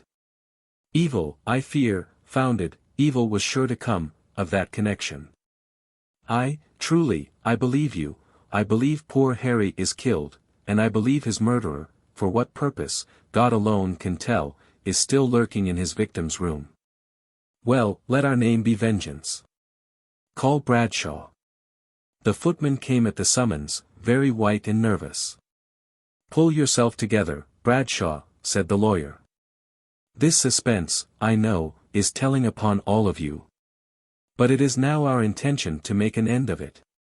Poole, here, and I are going to force our way into the cabinet. If all is well, my shoulders are broad enough to bear the blame. Meanwhile, lest anything should really be amiss, or any malefactor seek to escape by the back, you and the boy must go round the corner with a pair of good sticks and take your post at the laboratory door. We give you 10 minutes to get to your stations." As Bradshaw left, the lawyer looked at his watch. "And now, Poole, let us get to ours," he said, and taking the poker under his arm, led the way into the yard. The scud had banked over the moon, and it was now quite dark. The wind, which only broke in puffs and draughts into that deep well of building, tossed the light of the candle to and fro about their steps, until they came into the shelter of the theatre, where they sat down silently to wait. London hummed solemnly all around, but nearer at hand, the stillness was only broken by the sounds of a footfall moving to and fro along the cabinet floor. So it will walk all day, sir, whispered Poole, and the better part of the night. Only when a new sample comes from the chemist, there's a bit of a break. Ah, it's an ill conscience that's such an enemy to rest. Ah, sir, there's blood foully shed in every step of it. But hark again, a little closer, put your heart in your ears, Mr. Utterson, and tell me, is that the doctor's foot? The steps fell lightly and oddly, with a certain swing, for all they went so slowly. It was different indeed from the heavy creaking tread of Henry Jekyll. Utterson sighed. Is there never anything else? He asked. Poole nodded. Once, he said. Once I heard it weeping. Weeping? How that? Said the lawyer, conscious of a sudden chill of horror. Weeping like a woman or a lost soul, said the butler. I came away with that upon my heart, that I could have wept too. But now the 10 minutes drew to an end. Poole disinterred the axe from under a stack of packing straw, the candle was set upon the nearest table to light them to the attack.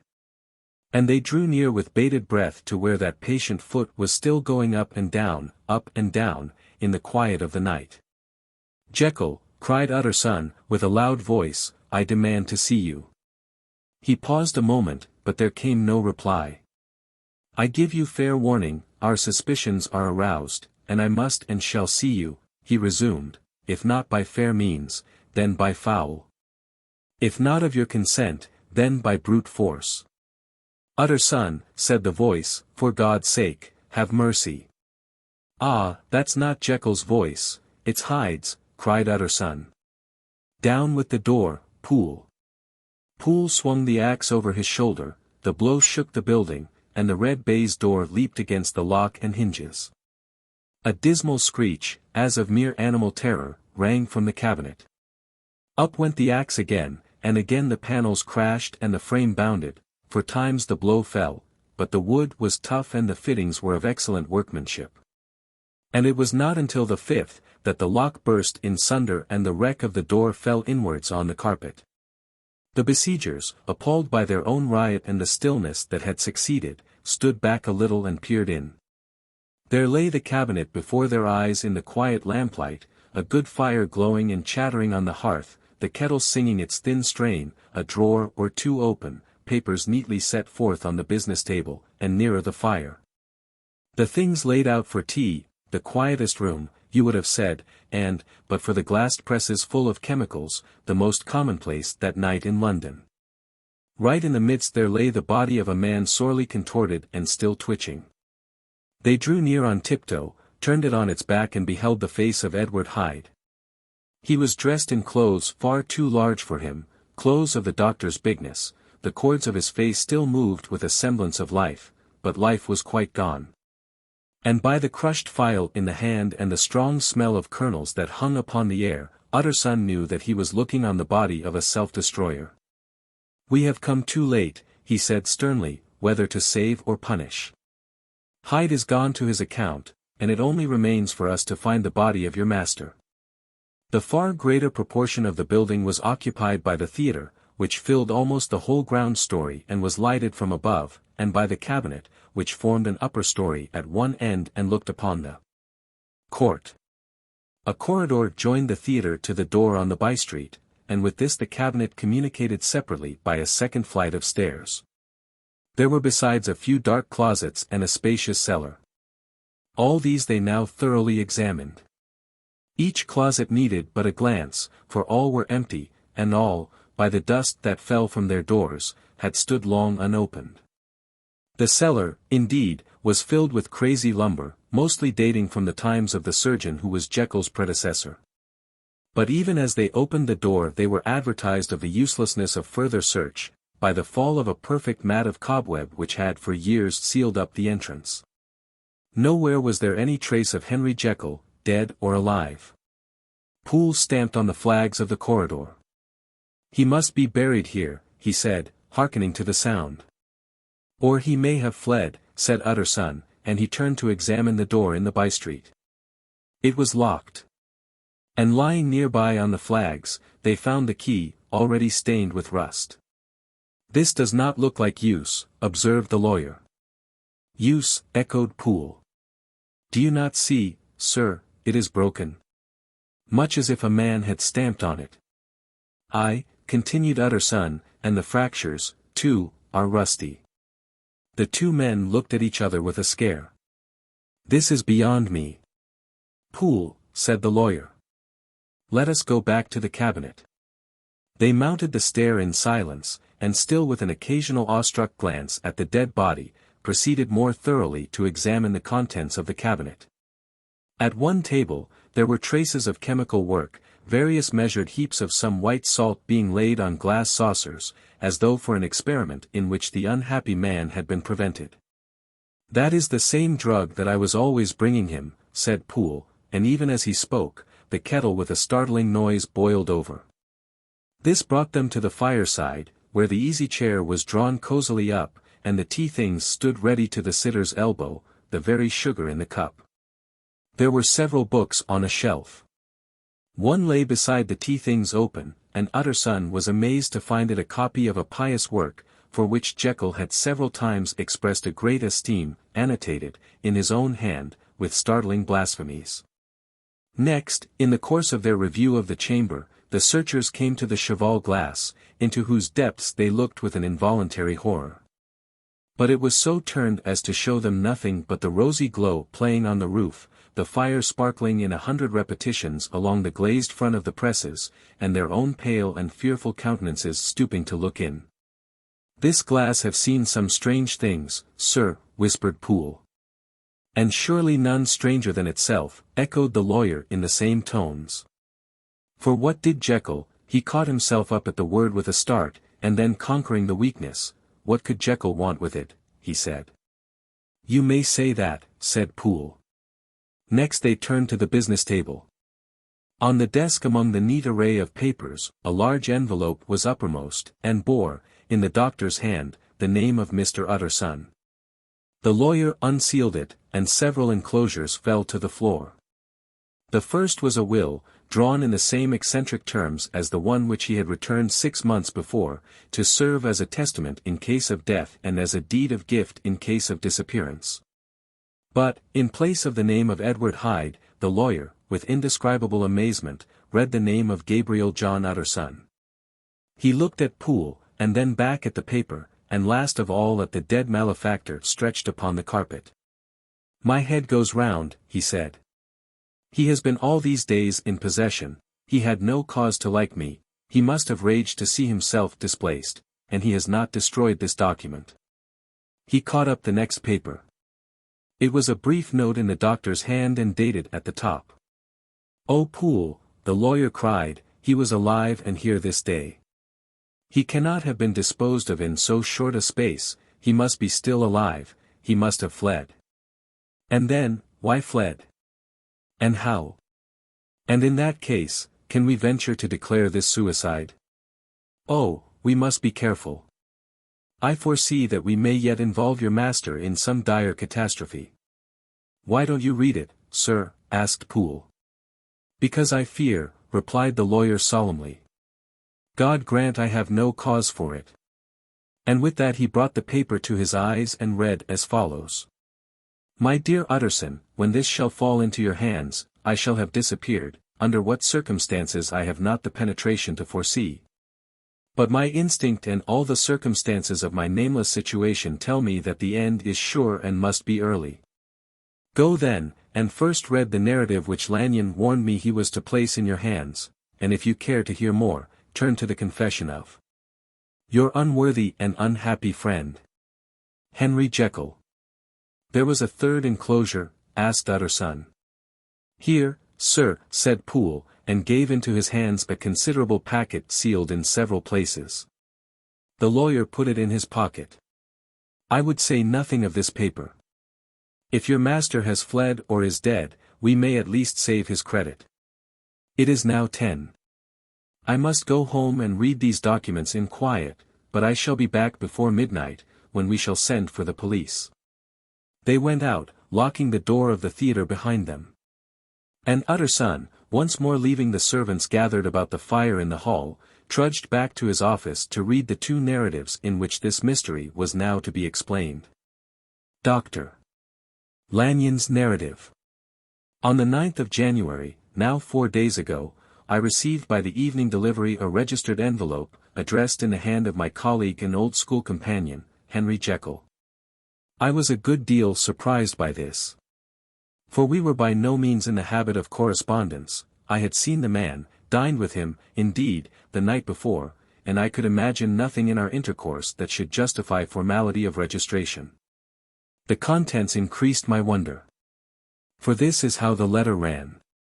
December 10th, 18. Dear Lanyon, you are one of my oldest friends, and although we may have differed at times on scientific questions, I cannot remember, at least on my side, any break in our affection. There was never a day when, if you had said to me, Jekyll, my life, my honor, my reason, depend upon you, I would not have sacrificed my left hand to help you. Lanyon, my life, my honor, my reason, are all at your mercy. If you fail me tonight, I am lost. You might suppose, after this preface, that I am going to ask you for something dishonorable to grant. Judge for yourself. I want you to postpone all other engagements for tonight, even if you were summoned to the bedside of an emperor, to take a cab, unless your carriage should be actually at the door. And with this letter in your hand for consultation, to drive straight to my house. Poole, my butler, has his orders. You will find him waiting your arrival with a locksmith. The door of my cabinet is then to be forced, and you are to go in alone. To open the glazed press, letter E, on the left hand, breaking the lock if it be shut, and to draw out, with all its contents as they stand, the fourth drawer from the top or, which is the same thing, the third from the bottom. In my extreme distress of wind, I have a morbid fear of misdirecting you, but even if I am in error, you may know the right drawer by its contents, some powders, a file and a paper book. This drawer I beg of you to carry back with you to Cavendish Square exactly as it stands. That is the first part of the service. Now for the second. You should be back, if you set out at once on the receipt of this, long before midnight. But I will leave you that amount of margin, not only in the fear of one of those obstacles that can neither be prevented nor foreseen, but because an hour when your servants are in bed is to be preferred for what will then remain to do. At midnight, then, I have to ask you to be alone in your consulting room, to admit with your own hand into the house a man who will present himself in my name, and to place in his hands the drawer that you will have brought with you from my cabinet. Then you will have played your part and earned my gratitude completely. 5 minutes afterwards, if you insist upon an explanation, you will have understood that these arrangements are of capital importance. And that by the neglect of one of them, fantastic as they must appear, you might have charged your conscience with my death or the shipwreck of my reason.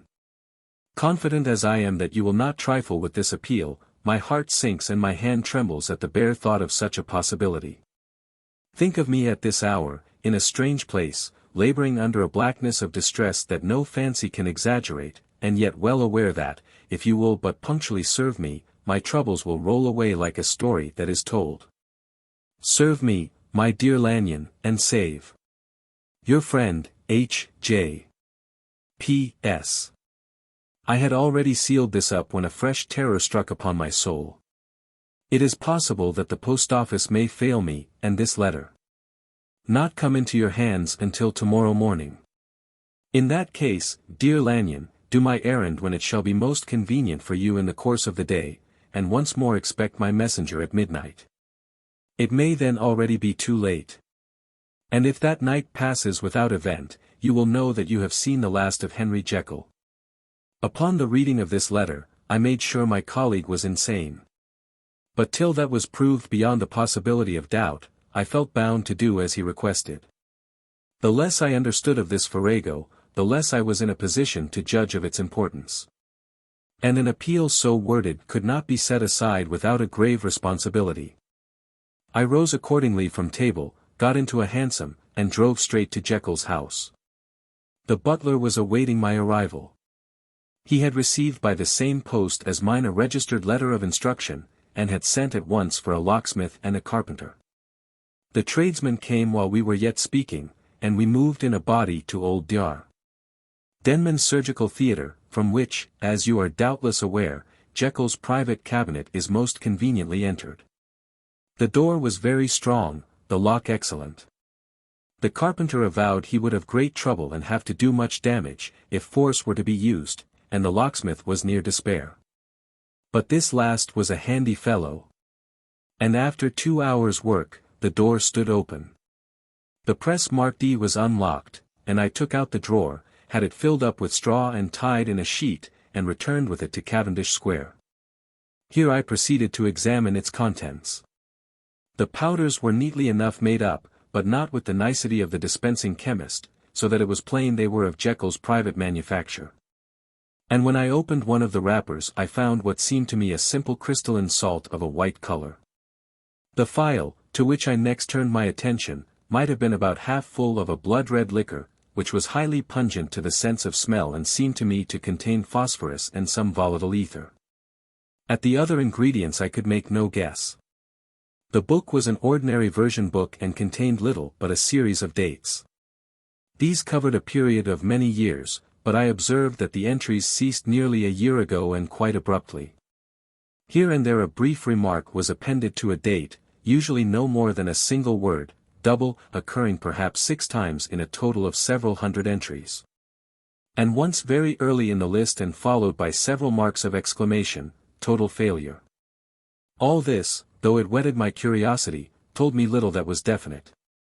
Here were a phial of some tincture, a paper of some salt, and the record of a series of expiry ments that had led, like too many of Jekyll's investigations, to no end of practical usefulness. How could the presence of these articles in my house affect either the honor, the sanity, or the life of my flighty colleague? If his messenger could go to one place, why could he not go to another? And even granting some impediment, why was this gentleman to be received by me in secret? The more I reflected the more convinced I grew that I was dealing with a case of cerebral disease, and though I dismissed my servants to bed, I loaded an old revolver, that I might be found in some posture of self-defense. 12 o'clock had scarce rung out over London, ere the knocker sounded very gently on the door. I went myself at the summons, and found a small man crouching against the pillars of the portico. "Are you come from Dr. Jekyll?" I asked. He told me, yes, by a constrained gesture, and when I had bidden him enter, he did not obey me without a searching backward glance into the darkness of the square. There was a policeman not far off, advancing with his bull's eye open. And at the sight, I thought my visitor started and made greater haste. These particulars struck me, I confess, disagreeably, and as I followed him into the bright light of the consulting room, I kept my hand ready on my weapon. Here, at last, I had a chance of clearly seeing him. I had never set eyes on him before, so much was certain. He was small, as I have said. I was struck besides with the shocking expression of his face, with his remarkable combination of great muscular activity and great apparent debility of constitution, and, last but not least, with the odd subjective disturbance caused by his neighborhood. This bore some resemblance to incipient rigor, and was accompanied by a marked sinking of the pulse. At the time, I set it down to some idiosyncratic, personal distaste, and merely wondered at the acuteness of the symptoms. But I have since had reason to believe the cause to lie much deeper in the nature of man, and to turn on some nobler hinge than the principle of hatred. This person, who had thus, from the first moment of his entrance, struck in me what I can only describe as a disgustful curiosity, was dressed in a fashion that would have made an ordinary person laughable. His clothes, that is to say, although they were of rich and sober fabric, were enormously too large for him in every measurement, the trousers hanging on his legs and rolled up to keep them from the ground, the waist of the coat below his haunches, and the collar sprawling wide upon his shoulders. Strange to relate, this ludicrous accoutrement was far from moving me to laughter. Rather, as there was something abnormal and misbegotten in the very essence of the creature that now faced me, something seizing, surprising, and revolting, this fresh disparity seemed but to fit in with and to reinforce it. So that to my interest in the man's nature and character, there was added a curiosity as to his origin, his life, his fortune and status in the world. These observations, though they have taken so great a space to be set down in, were yet the work of a few seconds. My visitor was, indeed, on fire with somber excitement. "Have you got it?" he cried. "Have you got it?" And so lively was his impatience that he even laid his hand upon my arm and sought to shake me. I put him back, conscious at his touch of a certain icy pang along my blood. "Come, sir," said I. "You forget that I have not yet the pleasure of your acquaintance. Be seated, if you please."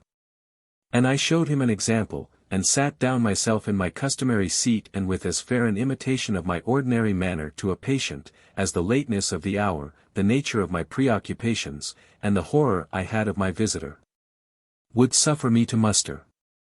"I beg your pardon, Dr. Lanyon," he replied civilly enough. "What you say is very well founded, and my impatience has shown its heels to my politeness. I come here at the instance of your colleague, Dr. Henry Jekyll, on a piece of business of some moment, and I understood." He paused and put his hand to his throat, and I could see, in spite of his collected manner, that he was wrestling against the approaches of the hysteria. I understood, a drawer. But here I took pity on my visitor's suspense, and some perhaps on my own growing curiosity. "There it is, sir," said I, pointing to the drawer, where it lay on the floor behind a table and still covered with the sheet. He sprang to it, and then paused, and laid his hand upon his heart. I could hear his teeth grate with the convulsive action of his jaws, and his face was so ghastly to see that I grew alarmed both for his life and reason. "Compose yourself," said I. He turned a dreadful smile to me, and as if with the decision of despair, plucked away the sheet at sight of the contents. He uttered one loud sob of such immense relief that I sat petrified. And the next moment, in a voice that was already fairly well under control, "Have you a graduated glass?" he asked. I rose from my place with something of an effort and gave him what he asked. He thanked me with a smiling nod, measured out a few minims of the red tincture and added one of the powders. The mixture, which was at first of a reddish hue, began, in proportion as the crystals melted, to brighten in color, to effervesce audibly, and to throw off small fumes of vapor. Suddenly and at the same moment, the ebullition ceased and the compound changed to a dark purple, which faded again more slowly to a watery green. My visitor, who had watched these metamorphoses with a keen eye, smiled, set down the glass upon the table, and then turned and looked upon me with an air of scrutiny. "And now," said he, "to settle what remains. Will you be wise? Will you be guided? Will you suffer me to take this glass in my hand and to go forth from your house without further parley? Or has the greed of curiosity too much command of you? Think before you answer, for it shall be done as you decide. As you decide, you shall be left as you were before, and neither richer nor wiser, unless the sense of service rendered to a man in mortal distress may be counted as a kind of riches of the soul. Or, if you shall so prefer to choose, a new province of knowledge and new avenues to fame and power shall be laid open to you, here, in this room, upon the instant, and your sight shall be blasted by a prodigy to stagger the unbelief of Satan." "Sir," said I, affecting a coolness that I was far from truly possessing, "you speak enigmas, and you will perhaps not wonder that I hear you with no very strong impression of belief. But I have gone too far in the way of inexplicable services to pause before I see the end." "It is well," replied my visitor. "Lanyon, you remember your vows. What follows is under the seal of our profession. And now, you who have so long been bound to the most narrow and material views, you who have denied the virtue of transcendental medicine, you who have derided your superiors, behold." He put the glass to his lips and drank at one gulp. A cry followed, he reeled, staggered, clutched at the table and held on, staring with injected eyes, gasping with open mouth. And as I looked there came, I thought, a change. He seemed to swell, his face became suddenly black and the features seemed to melt and alter, and the next moment, I had sprung to my feet and leaped back against the wall. My arm raised to shield me from that prodigy, my mind submerged in terror. "Oh God!" I screamed, and "Oh God!" again and again, for there before my eyes, pale and shaken, and half fainting, and groping before him with his hands, like a man restored from death, there stood Henry Jekyll. What he told me in the next hour, I cannot bring my mind to set on paper. I saw what I saw, I heard what I heard, and my soul sickened at it, and yet now when that sight has faded from my eyes, I ask myself if I believe it, and I cannot answer. My life is shaken to its roots, sleep has left me, the deadliest terror sits by me at all hours of the day and night, I feel that my days are numbered, and that I must die, and yet I shall die incredulous. As for the moral turpitude that man unveiled to me, even with tears of penitence, I cannot, even in memory, dwell on it without a start of horror. I will say but one thing, Utterson, and that, if you can bring your mind to credit it, will be more than enough. The creature who crept into my house that night was, on Jekyll's own confession, known by the name of Hyde and hunted for in every corner of the land as the murderer of Carew. Hasty Lanyon. Henry Jekyll's full statement of the case. I was born in the year 18, to a large fortune, endowed besides with excellent parts, inclined by nature to industry, fond of the respect of the wise and good among my fellow men, and thus, as might have been supposed, with every guarantee of an honorable and distinguished future. And indeed the worst of my faults was a certain impatient gaiety of disposition, such as has made the happiness of many, but such as I found it hard to reconcile with my imperious desire to carry my head high, and wear a more than commonly grave countenance before the public.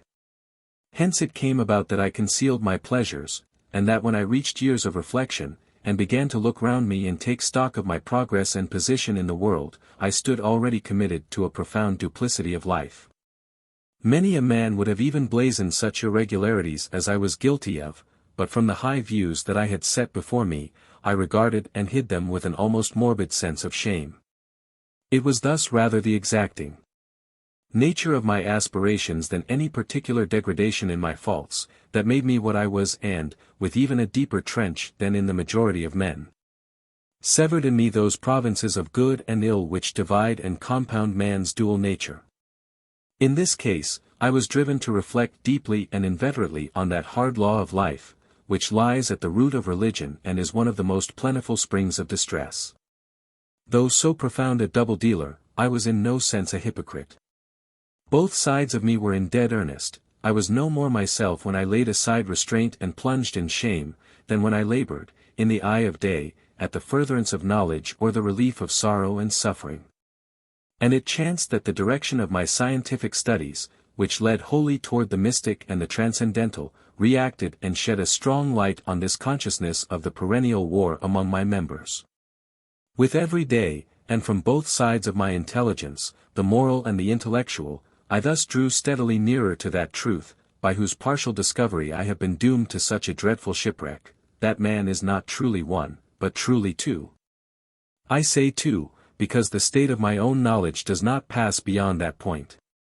Others will follow, others will outstrip me on the same lines. And I hazard the guess that man will be ultimately known for a mere polity of multifarious, incongruous, and independent denizens.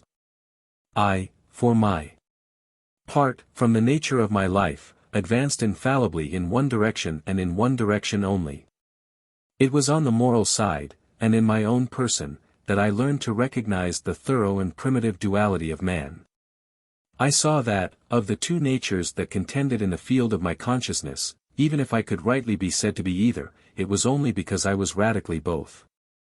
And from an early date, even before the course of my scientific discoveries had begun to suggest the most naked possibility of such a miracle, I had learned to dwell with pleasure, as a beloved daydream, on the thought of the separation of these elements. If each, I told myself, could but be housed in separate identities, life would be relieved of all that was unbearable, the unjust delivered from the aspirations might go his way, and remorse of his more upright twin. And the just could walk steadfastly and securely on his upward path, doing the good things in which he found his pleasure, and no longer exposed to disgrace and penitence by the hands of this extraneous evil. It was the curse of mankind that these incongruous faggots were thus bound together, that in the agonized womb of consciousness, these polar twins should be continuously struggling. How, then, Were they dissociated? I was so far in my reflections when, as I have said, a side light began to shine upon the subject from the laboratory table. I began to perceive, more deeply than it has ever yet been stated, the trembling immateriality, the mist-like transience of this seemingly so solid body in which we walk attired. Certain agents I found to have the power to shake and to pluck back that fleshly vestment, even as a wind might toss the curtains of a pavilion. For two good reasons, I will not enter deeply into this scientific branch of my confession.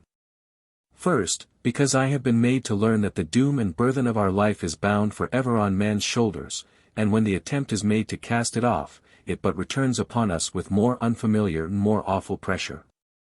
Second, because, as my narrative will make, alas, too evident, my discoveries were incomplete. Enough, then, that I not only recognized my natural body for the mere aura and effulgence of certain of the powers that made up my spirit, but managed to compound a drug by which these powers should be dethroned from their supremacy. And a second form and countenance substituted, none the less natural to me because they were the expression, and bore the stamp, of lower elements in my soul. I hesitated long before I put this theory to the test of practice. I knew well that I risked death.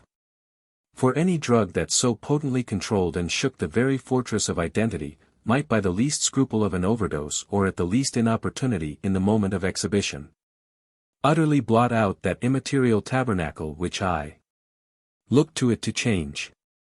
But the temptation of a discovery so singular and profound, at last overcame the suggestions of alarm. I had long since prepared my tincture.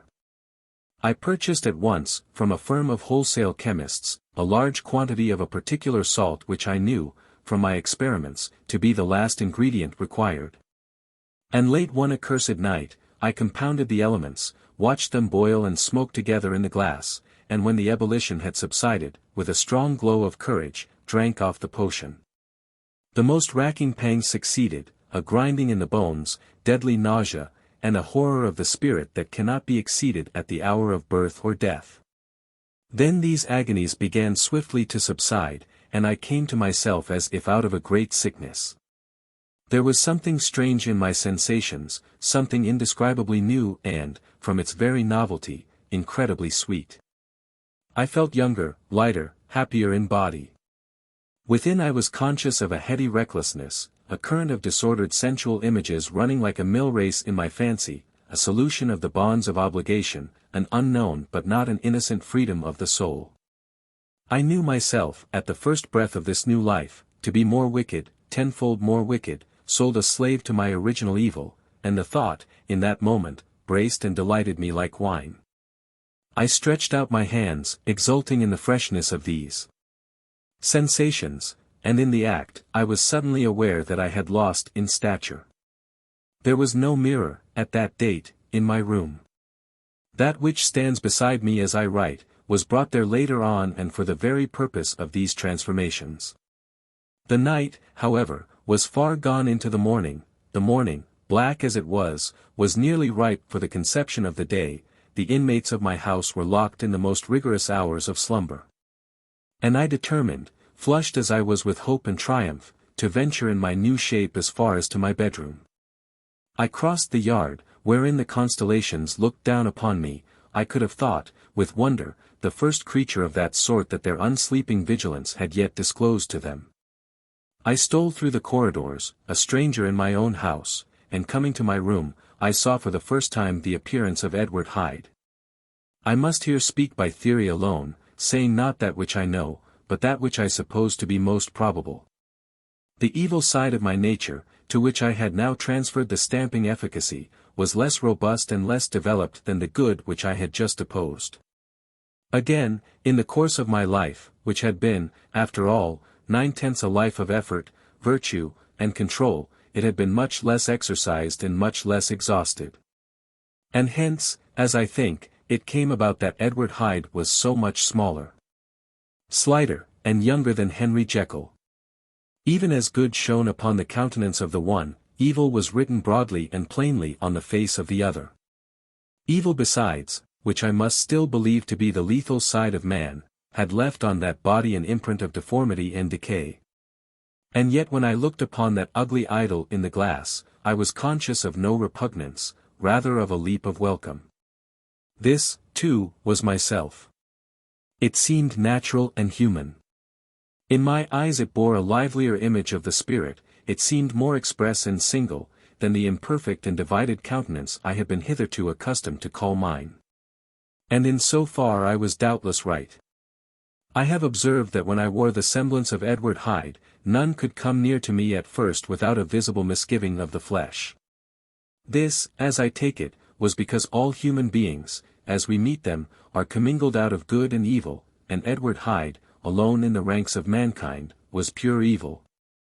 I lingered but a moment at the mirror. The second and conclusive experiment had yet to be attempted. It yet remained to be seen if I had lost my identity beyond redemption and must flee before daylight from a house that was no longer mine. And hurrying back to my cabinet, I once more prepared and drank the cup, once more suffered the pangs of dissolution, and came to myself once more with the character, the stature, and the face of Henry Jekyll. That night I had come to the fatal crossroads. Had I approached my discovery in a more noble spirit, had I risked the experiment while under the empire of generous or pious aspirations, all must have been otherwise, and from these agonies of death and birth, I had come forth an angel instead of a fiend. The drug had no discriminating action, it was neither diabolical nor divine, it but shook the doors of the prison house of my disposition, and like the captives of Philippi, that which stood within ran forth. At that time my virtue slumbered. My evil, kept awake by ambition, was alert and swift to seize the occasion, and the thing that was projected was Edward Hyde. Hence, although I had now two characters as well as two appearances, one was wholly evil, and the other was still the old Henry Jekyll, that incongruous compound of whose reformation and improvement I had already learned to despair. The movement was thus wholly toward the worse. Even at that time, I had not yet conquered my aversion to the dryness of a life of study. I would still be merrily disposed at times. And as my pleasures were, to say the least, undignified, and I was not only well known and highly considered, but growing toward the elderly man, this incoherency of my life was daily growing more unwelcome. It was on this side that my new power tempted me until I fell in slavery. I had but to drink the cup, to doff at once the body of the noted professor, and to assume, like a thick cloak, that of Edward Hyde. I smiled at the notion. It seemed to me at the time to be humorous, and I made my preparations with the most studious care. I took and furnished that house in Soho, to which Hyde was tracked by the police, and engaged as housekeeper a creature whom I well knew to be silent and unscrupulous. On the other side, I announced to my servants that a Mr. Hyde, whom I described, was to have full liberty and power about my house in the square.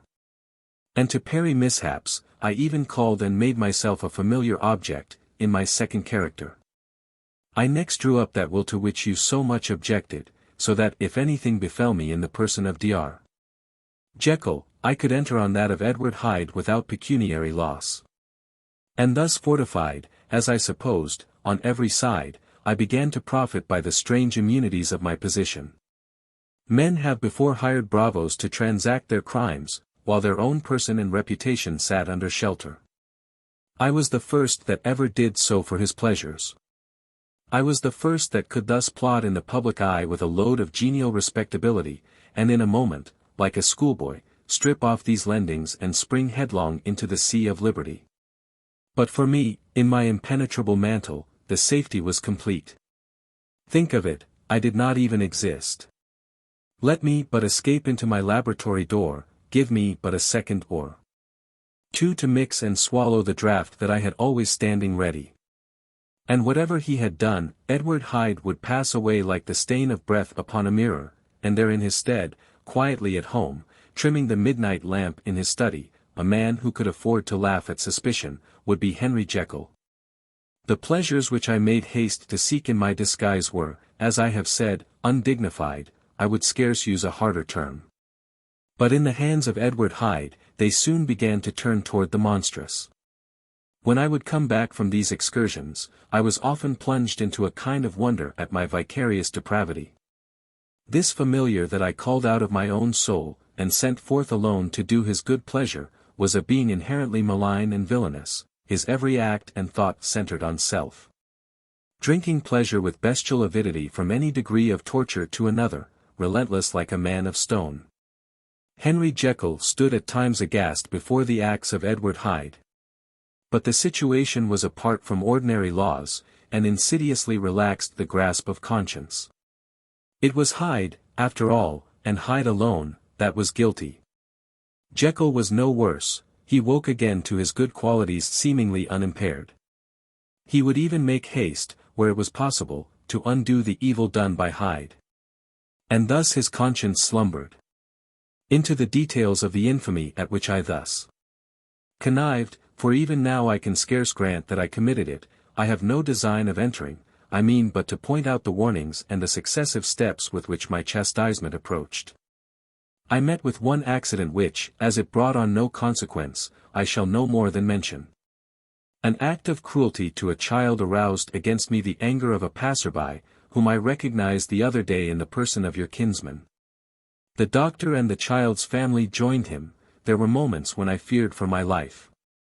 And at last, in order to pacify their too just resentment, Edward Hyde had to bring them to the door, and pay them in a cheque drawn in the name of Henry Jekyll. But this danger was easily eliminated from the future, by opening an account at another bank in the name of Edward Hyde himself. And when, by sloping my own hand backward, I had supplied my double with a signature, I thought I sat beyond the reach of fate.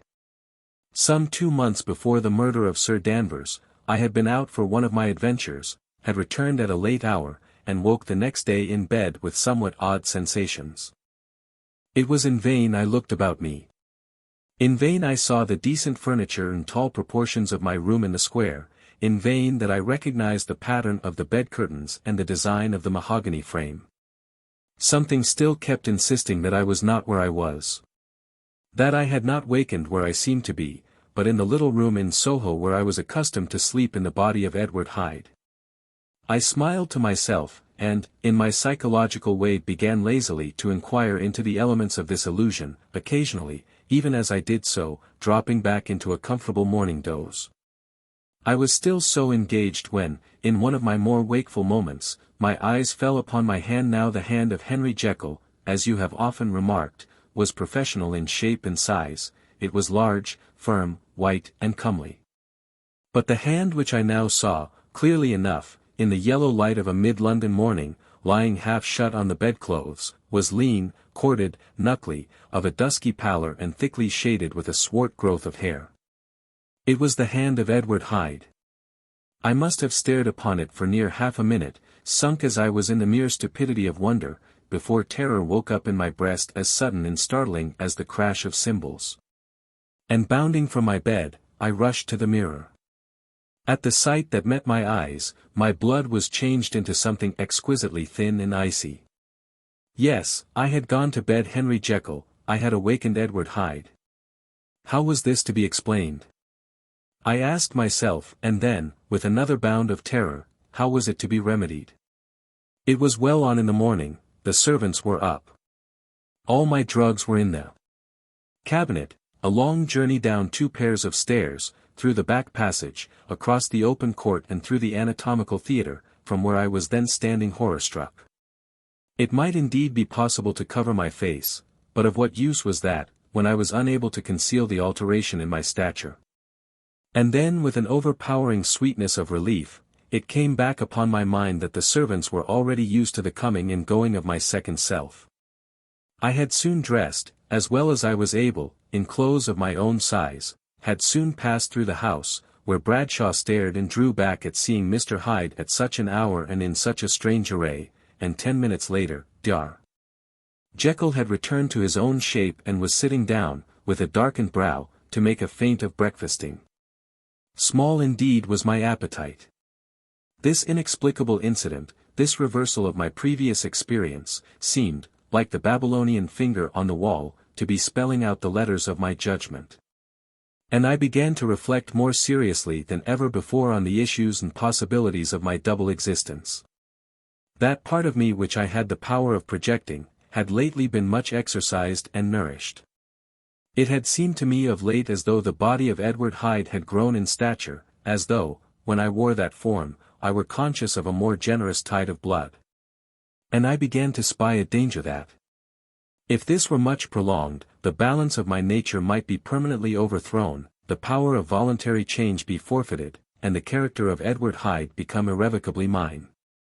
The power of the drug had not been always equally displayed. Once, very early in my career, it had totally failed me. Since then I had been obliged on more than one occasion to double, and once, with infinite risk of death, to treble the amount. And these rare uncertainties had cast hitherto the sole shadow on my contentment. Now, however, and in the light of that morning's accident, I was led to remark that whereas, in the beginning, the difficulty had been to throw off the body of Jekyll, it had of late gradually but decidedly transferred itself to the other side. All things therefore seemed to point to this, that I was slowly losing hold of my original and better self, and becoming slowly incorporated with my second and worse. Between these two, I now felt I had to choose. My two natures had memory in common, but all other faculties were most unequally shared between them. Jekyll, who was composite, now with the most sensitive apprehensions, now with a greedy gusto, projected and shared in the pleasures and adventures of Hyde. But Hyde was indifferent to Jekyll, or but remembered him as the mountain bandit remembers the cavern in which he conceals himself from pursuit. Jekyll had more than a father's interest, Hyde had more than a son's indifference. To cast in my lot with Jekyll, was to die to those appetites which I had long secretly indulged and had of late begun to pamper. To cast it in with Hyde, was to die to 1,000 interests and aspirations, and to become, at a blow and forever, despised and friendless. The bargain might appear unequal, but there was still another consideration in the scales. For while Jekyll would suffer smartingly in the fires of abstinence, Hyde would be not even conscious of all that he had lost. Strange as my circumstances were, the terms of this debate are as old and commonplace as man. Much the same inducements and alarms cast the die for any tempted and trembling sinner, and it fell out with me, as it falls with so vast a majority of my fellows, that I chose the better part and was found wanting in the strength to keep to it. Yes, I preferred the elderly and discontented doctor, surrounded by friends and cherishing honest hopes. And bade a resolute farewell to the liberty, the comparative youth, the light step, leaping impulses and secret pleasures, that I had enjoyed in the disguise of Hyde. I made this choice perhaps with some unconscious reservation, for I neither gave up the house in Soho, nor destroyed the clothes of Edward Hyde, which still lay ready in my cabinet. For 2 months, however, I was true to my determination. For 2 months I led a life of such severity as I had never before attained to, and enjoyed the compensations of an approving conscience. But time began at last to obliterate the freshness of my alarm. The praises of conscience began to grow into a thing of course. I began to be tortured with throes and longings, as of Hyde struggling after freedom. And at last, in an hour of moral weakness, I once again compounded and swallowed the transforming draught. I do not suppose that, when a drunkard reasons with himself upon his vice, he is once out of 500 times affected by the dangers that he runs through his brutish, physical insensibility. Neither had I, long as I had considered my position, made enough allowance for the complete moral insensibility and insensate readiness to evil, which were the leading characters of Edward Hyde. Yet it was by these that I was punished. My devil had been long caged, he came out roaring. I was conscious, even when I took the draught, of a more unbridled, a more furious propensity to ill. It must have been this, I suppose, that stirred in my soul that tempest of impatience with which I listened to the civilities of my unhappy victim. I declare, at least, before God, no man morally sane could have been guilty of that crime upon so pitiful a provocation, and that I struck in no more reasonable spirit than that in which a sick child may break a plaything. But I had voluntarily stripped myself of all those balancing instincts, by which even the worst of us continues to walk with some degree of steadiness among temptations, and in my case, to be tempted, however slightly, was to fall. Instantly the spirit of hell awoke in me and raged. With a transport of glee, I mauled the unresisting body, tasting delight from every blow. And it was not till weariness had begun to succeed, that I was suddenly, in the top fit of my delirium, struck through the heart by a cold thrill of terror. A mist dispersed, I saw my life to be forfeit. And fled from the scene of these excesses, at once glorying and trembling, my lust of evil gratified and stimulated, my love of life screwed to the topmost peg. I ran to the house in Soho, and, to make assurance doubly sure, destroyed my papers. Thence I set out through the lamplit streets, in the same divided ecstasy of mind, gloating on my crime, light-headedly devising others in the future, and yet still hastening and still hearkening in my wake for the steps of the avenger. Hyde had a song upon his lips as he compounded the draught, and as he drank it, pledged the dead man. The pangs of transformation had not done tearing him, before Henry Jekyll, with streaming tears of gratitude and remorse, had fallen upon his knees and lifted his clasped hands to God. The veil of self-indulgence was rent from head to foot. I saw my life as a whole, I followed it up from the days of childhood, when I had walked with my father's hand, and through the self-denying toils of my professional life, to arrive again and again, with the same sense of unreality, at the damned horrors of the evening. I could have screamed aloud, I sought with tears and prayers to smother down the crowd of hideous images and sounds with which my memory swarmed against me, and still, between the petitions, the ugly face of my iniquity stared into my soul. As the acuteness of this remorse began to die away, it was succeeded by a sense of joy. The problem of my conduct was solved. Hyde was thenceforth impossible, whether I would or not. I was now confined to the better part of my existence. And oh, how I rejoiced to think it! With what willing humility, I embraced anew the restrictions of natural life. With what sincere renunciation, I locked the door by which I had so often gone and come, and ground the key under my heel. The next day, came the news that the murder had been overlooked, that the guilt of Hyde was patent to the world, and that the victim was a man high in public estimation. It was not only a crime, it had been a tragic folly. I think I was glad to know it, I think I was glad to have my better impulses thus buttressed and guarded by the terrors of the scaffold. Jekyll was now my city of refuge. Let but Hyde peep out an instant, and the hands of all men would be raised to take and slay him. I resolved in my future conduct to redeem the past, and I can say with honesty that my resolve was fruitful of some good. You know yourself how earnestly in the last months of last year, I labored to relieve suffering. You know that much was done for others, and that the days passed quietly, almost happily for myself. Nor can I truly say that I wearied of this beneficent and innocent life. I think instead that I daily enjoyed it more completely, but I was still cursed with my duality of purpose. And as the first edge of my penitence wore off, the lower side of me, so long indulged, so recently chained down, began to growl for license. Not that I dreamed of resuscitating Hyde. The bare idea of that would startle me to frenzy. No, it was in my own person, that I was once more tempted to trifle with my conscience, and it was as an ordinary secret sinner, that I at last fell before the assaults of temptation. There comes an end to all things, the most capacious measure is filled at last, and this brief condescension to evil finally destroyed the balance of my soul. And yet I was not alarmed. The fall seemed natural, like a return to the old days before I had made discovery. It was a fine, clear, January day, wet underfoot where the frost had melted, but cloudless overhead. And the Regent's Park was full of winter chirpings and sweet with spring odors. I sat in the sun on a bench, the animal within me licking the chops of memory. The spiritual side a little, drowsed, promising subsequent penitence, but not yet moved to begin. After all, I reflected, I was like my neighbors. And then I smiled, comparing myself with other men, comparing my active goodwill with the lazy cruelty of their neglect.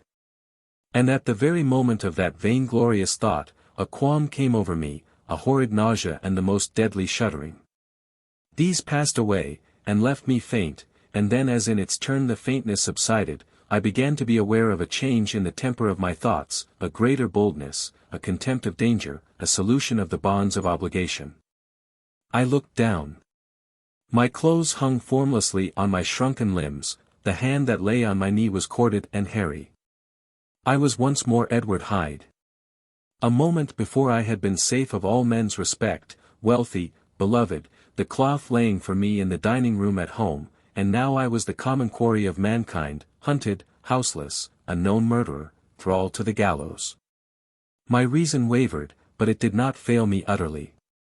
I have more than once observed that, in my second character, my faculties seemed sharpened to a point and my spirits more tensely elastic. Thus it came about that, where Jekyll perhaps might have succumbed, Hyde rose to the importance of the moment. My drugs were in one of the presses of my cabinet. How was I to reach them? That was the problem that, crushing my temples in my hands, I set myself to solve. The laboratory door I had closed. If I sought to enter by the house, my own servants would consign me to the gallows. I saw I must employ another hand, and thought of Lanyon. How was he to be reached? How persuaded?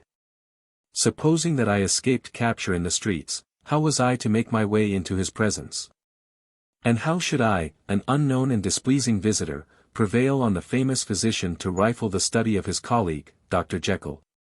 Then I remembered that of my original character, one part remained to me, I could write my own hand. And once I had conceived that kindling spark, the way that I must follow became lighted up from end to end. Thereupon, I arranged my clothes as best I could, and summoning a passing hansom, drove to an hotel in Portland Street, the name of which I chanced to remember. At my appearance, which was indeed comical enough, however tragic a fate these garments covered, the driver could not conceal his mirth. I gnashed my teeth upon him with a gust of devilish fury. And the smile withered from his face, happily for him, yet more happily for myself, for in another instant I had certainly dragged him from his perch. At the inn, as I entered, I looked about me with so black a countenance as made the attendants tremble. Not a look did they exchange in my presence, but obsequiously took my orders, led me to a private room, and brought me wherewithal to write. Hyde in danger of his life was a creature new to me, shaken with inordinate anger, strung to the pitch of murder, lusting to inflict pain. Yet the creature was astute, mastered his fury with a great effort of the will. Composed his two important letters, one to Lanyon and one to Poole, and that he might receive actual evidence of their being posted, sent them out with directions that they should be registered. Thenceforward, he sat all day over the fire in the private room, gnawing his nails. There he dined, sitting alone with his fears, the waiter visibly quailing before his eye. And thence, when the night was fully come, he set forth in the corner of a closed cab, and was driven to and fro about the streets of the city. He, I say, I cannot say, that child of hell had nothing human. Nothing lived in him but fear and hatred. And when at last, thinking the driver had begun to grow suspicious, he discharged the cab and ventured on foot, attired in his misfitting clothes, an object marked out for observation, into the midst of the nocturnal passengers. These two base passions raged within him like a tempest. He walked fast, hunted by his fears, chattering to himself, skulking through the less frequented thoroughfares, counting the minutes that still divided him from midnight. Once a woman spoke to him, offering, I think, a box of lights. He smote her in the face, and she fled. When I came to myself at Lanyon's, the horror of my old friend perhaps affected me somewhat, I do not know, it was at least but a drop in the sea to the abhorrence with which I looked back upon these hours. A change had come over me. It was no longer the fear of the gallows, it was the horror of being Hyde that racked me. I received Lanyon's condemnation partly in a dream. It was partly in a dream that I came home to my own house and got into bed. I slept after the prostration of the day, with a stringent and profound slumber which not even the nightmares that wrung me could avail to break. I awoke in the morning shaken, weakened, but refreshed. I still hated and feared the thought of the brute that slept within me, and I had not of course forgotten the appalling dangers of the day before, but I was once more at home, in my own house and close to my drugs. And gratitude for my escape shone so strong in my soul that it almost rivaled the brightness of hope. I was stepping leisurely across the court after breakfast, drinking the chill of the air with pleasure, when I was seized again with those indescribable sensations that heralded the change. And I had but the time to gain the shelter of my cabinet, before I was once again raging and freezing with the passions of Hyde. It took on this occasion a double dose to recall me to myself, and alas! 6 hours after, as I sat looking sadly in the fire, the pangs returned, and the drug had to be re-administered. In short, from that day forth it seemed only by a great effort as of gymnastics, and only under the immediate stimulation of the drug, that I was able to wear the countenance of Jekyll. At all hours of the day and night, I would be taken with the premonitory shudder. Above all, if I slept, or even dozed for a moment in my chair, it was always as Hyde that I awakened. Under the strain of this continually impending doom and by the sleeplessness to which I now condemned myself, even beyond what I had thought possible to man, I became, in my own person, a creature eaten up and emptied by fever. Languidly weak both in body and mind, and solely occupied by one thought, the horror of my other self. But when I slept, or when the virtue of the medicine wore off, I would leap almost without transition, for the pangs of transformation grew daily less marked, into the possession of a fancy brimming with images of terror. A soul boiling with causeless hatreds, and a body that seemed not strong enough to contain the raging energies of life. The powers of Hyde seemed to have grown with the sickliness of Jekyll. And certainly the hate that now divided them was equal on each side. With Jekyll, it was a thing of vital instinct. He had now seen the full deformity of that creature that shared with him some of the phenomena of consciousness, and was co-heir with him to death, and beyond these links of community, which in themselves made the most poignant part of his distress. He thought of Hyde, for all his energy of life, as of something not only hellish but inorganic. This was the shocking thing, that the slime of the pit seemed to utter cries and voices, that the amorphous dust gesticulated and sinned, that what was dead, and had no shape, should usurp the offices of life. And this again, that insurgent horror was knit to him closer than a wife, closer than an eye, lay caged in his flesh, where he heard it mutter and felt it struggle to be born. And at every hour of weakness, and in the confidence of slumber, prevailed against him and deposed him out of life. The hatred of Hyde for Jekyll was of a different order. His tenor of the gallows drove him continually to commit temporary suicide, and return to his subordinate station of a part instead of a person. But he loathed the necessity, he loathed the despondency into which Jekyll was now fallen, and he resented the dislike with which he was himself regarded. Hence the ape-like tricks that he would play me, scrawling in my own hand blasphemies on the pages of my books, burning the letters and destroying the portrait of my father. And indeed, had it not been for his fear of death, he would long ago have ruined himself in order to involve me in the ruin, but his love of life is wonderful. I go further, I, who sicken and freeze at the mere thought of him, when I recall the abjection and passion of this attachment, and when I know how he fears my power to cut him off by suicide, I find it in my heart to pity him. It is useless, and the time awfully fails me, to prolong this description. No one has ever suffered such torments, let that suffice. And yet even to these, habit brought, no, not alleviation, but a certain callousness of soul, a certain acquiescence of despair. And my punishment might have gone on for years, but for the last calamity which has now fallen, and which has finally severed me from my own face and nature. My provision of the salt, which had never been renewed since the date of the first experiment, began to run low. I sent out for a fresh supply, and mixed the draught. The ebullition followed, and the first change of color, not the second. I drank it and it was without efficiency. You will learn from Poole how I have had London ransacked. It was in vain, and I am now persuaded that my first supply was impure, and that it was that unknown impurity which lent efficacy to the draught. About a week has passed, and I am now finishing this statement under the influence of the last of the old powders. This, then, is the last time, short of a miracle, that Henry Jekyll can think his own thoughts or see his own face, now how sadly altered, in the glass. Nor must I delay too long to bring my writing to an end. For if my narrative has hitherto escaped destruction, it has been by a combination of great prudence and great good luck. Should the throes of change take me in the act of writing it, Hyde will tear it in pieces. But if some time shall have elapsed after I have laid it by, his wonderful selfishness and circumscription to the moment will probably save it once again from the action of his ape-like spite. And indeed the doom that is closing on us both, has already changed and crushed him. Half an hour from now, when I shall again and forever re-endue that hated personality, I know how I shall sit shuddering and weeping in my chair, or continue, with the most strained and fear-struck ecstasy of listening, to pace up and down this room, my last earthly refuge, and give ear to every sound of menace. Will Hyde die upon the scaffold? Or will he find courage to release himself at the last moment?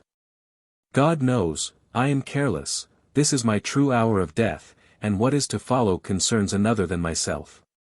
Here then, as I lay down the pen and proceed to seal up my confession, I bring the life of that unhappy Henry Jekyll to an end.